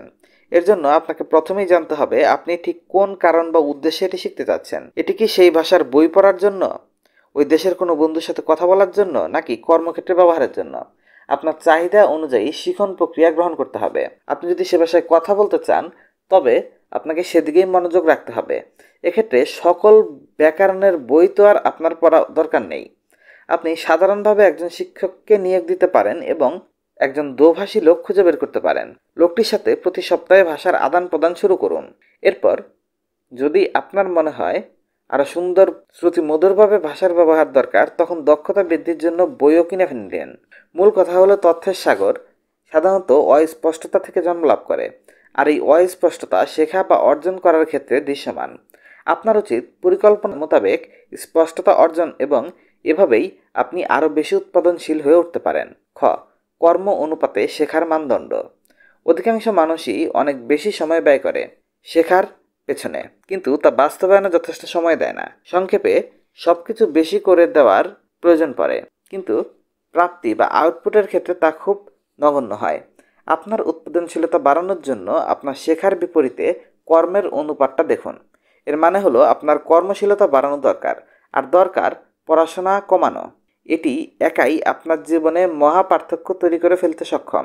আপনি আরও যা যা করতে পারেন, কি কি করতে হবে সেই সম্পর্কে আরও স্পষ্ট ধারণা অর্জন করুন। ফলস্বরূপ আপনি তথ্যের মহাসাগরে ডুবে যাবেন না এবং গভীর বিশ্লেষণের রাস্তায় করাঘাত করার ক্ষমতা অর্জন করতে পারবেন। বেশি বেশি প্রতিক্রিয়া গ্রহণের মাধ্যমে দ্রুত শিখুন। যতটা সম্ভব কাজ সম্পন্ন করুন এবং আপনার লক্ষ্য অর্জনের জন্য নিজের সম্পর্কে ভালো অনুভূতি ধরে রাখুন। আমি আপনাকে আমন্ত্রণ জানাচ্ছি পেছনে ফিরে তাকাতে এবং আপনার শেখা বনাম কার্যকর কাজ এর অনুপাতের দিকে দৃষ্টিপাত করুন। আপনি একটি কাজ করতে কতটুকু শিখবেন তা নির্ভর করে আপনার হাতে যে কাজটি আছে তার ধরনের উপর। সে যাই হোক, আপনার সবসময় আরও বেশি কার্যকরী পদক্ষেপ গ্রহণ করতে পারবেন আপনি। আপনার লক্ষ্যের পথে কর্ম পদক্ষেপ একটি অন্যতম নিরাপদ নিরাময় পন্থা হতে পারে অতিরিক্ত তথ্যের সাগরে ভেসে যাওয়ার বিপক্ষে। উপহারবাণী: 30 দিনের জন্য শেখা বন্ধ করে দিন। আপনি যদি উপলব্ধি করেন অনেক বেশি নতুন তথ্য আপনার ঝুড়িতে জমে গেছে, আগামী 30 দিনের জন্য নতুন যে কোনো কিছু শেখা বন্ধ করুন। নতুন কোনো বইও পড়বেন না, যতটা সম্ভব কাজ করে যান। যা শিখেছেন তাকে কাজে লাগান। আমরা বইটির শেষ পার্টে চলে এসেছি। ডে 7, বাধা এবং শক্তির অপচয় দূর করুন। বিশৃঙ্খলতা শুধু আপনার মেঝেতে নয়, বরঞ্চ যে কোনো জায়গাতেই হতে পারে, যা আপনি এবং আপনার কাঙ্ক্ষিত জীবনের মাঝে অবস্থান করে। পিটার ওয়ালিশ। মনোযোগকে গভীর করার জন্য আপনাকে অবশ্যই অপ্রয়োজনীয় বাধা এবং শক্তির অপচয় দূর করতে হবে। এবার যতটা ভালোভাবে তা করা যায়। আপনি যে কোনো জায়গায় মনোযোগ প্রদান করতে চান না কেন? আপনি স্বভাবতই বাধার সম্মুখীন হবেন, বিশেষভাবে যখন কাজটি সত্যিকার অর্থে গুরুত্বপূর্ণ। উদাহরণস্বরূপ, লেখকরা কখনো কখনো লেখাবন্ধ ধরনের অভিজ্ঞতার সম্মুখীন হয়। তাদের কাছে লেখার জন্য হয়তো পৃথিবীর সকল সময়ই দেয়া হয়েছে, তবু তারা সবই করবে লেখাপড়া ছাড়া। আমি 20টির অধিক বই লিখেছি এবং আমি এখনও বাধার মুখোমুখি হই, যদিও বর্তমান সময়ে আমি খুব শীঘ্রই এমন অবস্থা থেকে বেরিয়ে আসতে পারি। বাধাকে দূর করা এর অর্থ হলো অনাকাঙ্ক্ষিত ব্যবহার এবং কার্যক্রমগুলোকে যতটা সম্ভব কঠিন করে দেয়া, যাতে করে কাঙ্ক্ষিত কাজটিতে যতটা ভালোভাবে সম্ভব অংশগ্রহণ করা যায়। শক্তির অপচয় বলতে বোঝানো হচ্ছে এক কাজ হতে অন্য কাজে লাফিয়ে বেড়ানো। এর যে মূল্য, তাকে যতটা সম্ভব কমিয়ে এনে মসৃণ ও সহজ করা যায়। প্রথমে বাধা দূর করা নিয়ে কাজ শুরু করা যাক। আমরা কি শুরু করতে পারি? 1. বাধা দূর করা। আপনাকে এই মুহূর্তে কোন ব্যাপারটি সবথেকে গুরুত্বপূর্ণ কাজ করতে আটকাচ্ছে? সেই কাজটি শুরু করার জন্য কতটুকু ইচ্ছাশক্তির প্রয়োজন পড়বে? আমাদের মস্তিষ্ক বরাবরের মতোই শক্তি সাশ্রয় করতে চায় এবং অপ্রয়োজনীয় প্রচেষ্টা চালাতে এরা অপছন্দ করে। অতএব বিক্ষিপ্ততা এবং গড়িমসি করার ঝুঁকি কমানোর জন্য আপনি যে কাজ এ সময় ব্যয় করতে চান সেটিকে প্রধানতম বাছাই হিসেবে রাখুন। সেই কাজে প্রবেশ করা যাতে সব থেকে সহজ হয়ে দাঁড়ায় এমন ব্যবস্থা করুন। বিপরীতভাবে আপনাকে অনুৎপাদনশীল বা আনপ্রোডাক্টিভ কাজগুলোকে আরও কঠিন করে তুলতে হবে। আপনাকে একটু উদাহরণ দেওয়া যাক। আপনি যদি আপনার টেবিলের উপর একটি কেক রাখেন, দিনের কোনো না কোনো সময়ে আপনি ধৈর্য হারিয়ে কেকটি খেয়েই ফেলবেন। কিন্তু আপনি যদি একবার ঘর ছেড়ে বেরিয়ে যান, পুরো রাস্তা হেঁটে দোকান খুঁজে কেক কিনে আনতে হয়, সেখানে কিন্তু আপনার অনেক বাধার সম্মুখীন হতে হচ্ছে এবং তখন আপনার এত অশান্তি খুব দরকার ছাড়া ইচ্ছা করবে না কেক আনার। ওই একই জিনিস গুরুত্বপূর্ণ সব মনোযোগী দরকারি কাজের ক্ষেত্রেও সমান। উদাহরণ হিসাবে, যদি লিখতে চান, যেভাবে বাধা দূর করবেন, অন্য কিছু যেমন নাস্তা করা, গোসল করার পূর্বে দিনের প্রথম কাজ হিসেবে লিখুন। কম্পিউটারে লিখলে যতটা দ্রুত ফাইলটি খোলা যায় সে ব্যবস্থা করুন। ভালো হয় যদি তা খোলাই থাকে। বিক্ষিপ্ততাহীন পরিবেশ রাখুন। নির্দিষ্টভাবে এই পদক্ষেপগুলো লেখার ক্ষেত্রে আপনার বাধা দূর করবে, লেখাকে সত্যিকার অর্থে আরও সহজ করে দেবে। এবার আপনি হয়তো চাচ্ছেন যেসব কাজে আপনি বিক্ষিপ্ত হচ্ছেন সেসব কাজ আরও বেশি বাধামুক্ত করে দিতে, যাতে করে আসল কাজে মনোযোগী হওয়া যায়। এর জন্য যা করা যায়, প্রথমত ওয়াইফাই বন্ধ রাখা, মোবাইলকে এয়ারপ্লেন মোডে রাখা, টাইমারও ব্যবহার করা যায়। সবশেষ, আমরা পূর্বেই যা উল্লেখ করেছিলাম, আপনি আপনার মানসিক অবস্থাকে সঠিক পথে ফিরিয়ে আনতে দৈনিক একটি আধ্যাত্মিক পদ্ধতি অনুসরণ করতে পারেন, যা আপনাকে লেখার অবস্থাকে উন্নতি করবে, নয়তো অন্য কোনো কাজের অবস্থাকে উন্নতি করবে। আমি এই লেখাটি লেখার সময় একটি হৃদয় প্রশান্তিকর সঙ্গীত শুনছি হেডফোন দিয়ে, এবং লেখা শুরুর পূর্বে আমি সকালে সব ধরনের কার্যতালিকা অনুসরণ করি, যা হলো পানি পান করা এবং কিছু ভিটামিন সেবন করা। টেবিলে লিখতে বসার পূর্বে কখনো কখনো আমি টাইমারও ব্যবহার করি। মূল ব্যাপার হলো আপনি আপনার মানসিক অবস্থাকে দৈনিক কার্যতালিকার মাধ্যমে যতটা শান্ত করতে পারবেন, ততটা সহজ হবে আপনার কার্যক্রমের সম্মুখীন হওয়া। আপনি যদি কঠিন কাজগুলো প্রতিদিন করতে পারার দৃঢ় অভ্যাস তৈরি করে ফেলতে পারেন, তা আপনার জন্য সহজ থেকে সহজতর হয়ে যাবে। নিশ্চয়ই আপনি এরপরও মাঝে মাঝে এর বৃত্তে আটকা পড়ে যাবেন, তবে অন্ততপক্ষে আপনার কাছে এখন একটি অন্তত মাধ্যম আছে পুনরায় কাজে ফেরার। যখনই কাজে ফেরা যাওয়া দরকার হবে, ফিরে আসতেই পারবেন। এখন দেখা যাক কিভাবে শক্তির অপচয় বন্ধ করবেন। 2. শক্তির অপচয় বন্ধ করুন। আমাদের মন সবসময় কঠিন কাজগুলোকে এড়ানোর পথ খুঁজতে থাকে। যখনই আমরা কোনো কাজকে কঠিন হিসেবে অনুভব করি, তখনই আমাদের মনের মধ্যে এক ধরনের বাধা সৃষ্টি হয়। আমরা আমাদের নিজের সক্ষমতার উপরই তখন সন্দেহ করে বসি, ঠিকভাবে শেষ করতে পারবো তো? অথবা আমরা হেরে যাওয়ার ভয়ে মাটিতে মিশে যাই যদি বই বিক্রি না হয়। ফলস্বরূপ আমরা আমাদের মস্তিষ্কে যত ভাবার জায়গা দেই, সে সফলতার সাথে ততই আমাদের কাজটি না করার জন্য নানা দিক থেকে বোঝাতে থাকে। আমাদের বলে আমরা এটি পরেও করতে পারবো, আগে ইমেইল দেখা যাক, আমাদের আরও অনুসন্ধান করা প্রয়োজন। আমি এখনও পূর্ণ অনুভব করতে পারছি না। আপনি পারছেন? কফি খেলে হয়তো ভালো লাগতো, আপনার লাগবে? ভাবনাগুলো চেনা চেনা লাগছে, তাই তো? এমন ব্যাপার স্যাপার এড়ানোর জন্য অবশ্যই আপনার মনকে কম ভাবনার জায়গা প্রদান করুন, যেন এটি আপনাকে ভাবনার আলসেমিতে না ফেলে। একটি কার্যকর কৌশল আপনার দিনের পরিকল্পনাকে কার্যকর করে তুলতে সক্ষম। আপনার প্রাধান্যর বিষয়গুলোকে জানার মাধ্যমে আপনি আরও কম বিক্ষিপ্ত হবেন। আপনি আপনার মনের চালগুলোকে লক্ষ্য করতে পারবেন, কিভাবে আপনার মন কাজ থেকে আপনাকে দূরে ঠেলে দিচ্ছে। এই এক কাজ হতে অন্য কাজে স্থানান্তর তখন মসৃণতর হয়ে দাঁড়াবে। অন্যদিকে যদি আপনার লক্ষ্যের কথা প্রতিদিন লিখে রাখতে ব্যর্থ হন আর সামনে যা পান তাই করতে বসে যান, তবে মারাত্মক বাজেভাবে আপনার দিনটি শেষ হবে। যদি আপনার অলস মস্তিষ্ককেই সিদ্ধান্ত নিতে হয় এরপর সে কী করবে, তা তো আর আদর্শ জীবনের পরিপূর্ণ নকশাকরণ হলো না। যাই হোক, আমার পরামর্শ থাকবে আপনার প্রতিটা দিন যাতে পরিকল্পনা পূর্ণ হয়। এমনটা করার জন্য সহজাতভাবে একটি কলম আর কাগজ দরকার পড়বে। এবার কিছু গুরুত্বপূর্ণ কাজের নাম লিখে ফেলুন, যেগুলোতে ওই দিন পরিপূর্ণ মনোযোগ প্রদান করতেই হবে। আপনি সেগুলো সম্পূর্ণ করছেন ব্যাপারটি মনে মনেই একবার ভাবুন, এরপর সেগুলো করার প্রতিজ্ঞা করুন। এই সাধারণ কাজগুলো লিখে ফেলা প্রতিটি সকালে আপনার উৎপাদনশীলতা বাড়িয়ে দেবে এবং প্রায় সকল ক্ষেত্রেই মনোযোগ ধরে রাখতে সাহায্য করবে। উপসংহার: মনোযোগ প্রদানের ক্ষমতা আপনার অন্যতম মহাশক্তি। যখন আপনি গভীরতম মনোযোগ প্রদান এবং সে বিষয়ে ধারাবাহিকতা রক্ষা করা শিখে যাবেন, আপনার উৎপাদনশীলতা তখন বিস্ফোরণের ন্যায় ফুলে উঠবে, আর আপনি আপনাকে খুঁজে পাবেন সে পরিপূর্ণ যাত্রায় যা আপনি হয়তো কখনো ভাবেননি। আমি আশা রাখব এই বইটি উল্লেখিত অনুসরণগুলো আপনার মনোযোগ বৃদ্ধিতে সাহায্য করবে এবং আপনার উৎপাদনশীলতাকে এক অন্য যাত্রা প্রদান করবে। আপনার যখনই পাঠগুলো পুনরায় অধ্যয়ন করার প্রয়োজন হবে, আমার যুক্তি থাকবে পুনরায় সেসব পাঠগুলোতে ফিরে যাওয়ার। আপনি যখনই অনুভব করবেন মনোযোগ হারাচ্ছেন এবং বিক্ষিপ্ত হয়ে যাচ্ছেন, নিজেকে পুনরায় 7 দিনের ধরা বাঁধা নিয়মে আবদ্ধ করে নেবেন। পাশাপাশি বইটি পুনর্অধ্যয়ন করুন। আপনি যেরকম চাচ্ছেন সেরকম মনোযোগ সবসময় প্রদান করা সম্ভব নাও হতে পারে, তবে আপনি ক্ষুদ্র থেকে ক্ষুদ্র চর্চা চালিয়ে গেলেই পার্থক্যটা অনুভব করতে পারবেন। এবং যদি আপনি আপনার সর্ববৃহৎ লক্ষ্য অর্জন করতে চান, আপনি তো এখন জেনেই গেছেন কি করতে হবে। অনেক অনেক শুভকামনা রইল। সমাপ্ত। এর সাথে শেষ হলো থিবো ম্যারিসের বই দ্য পাওয়ারফুল ফোকাস, আন্তর্জাতিক বেস্টসেলার।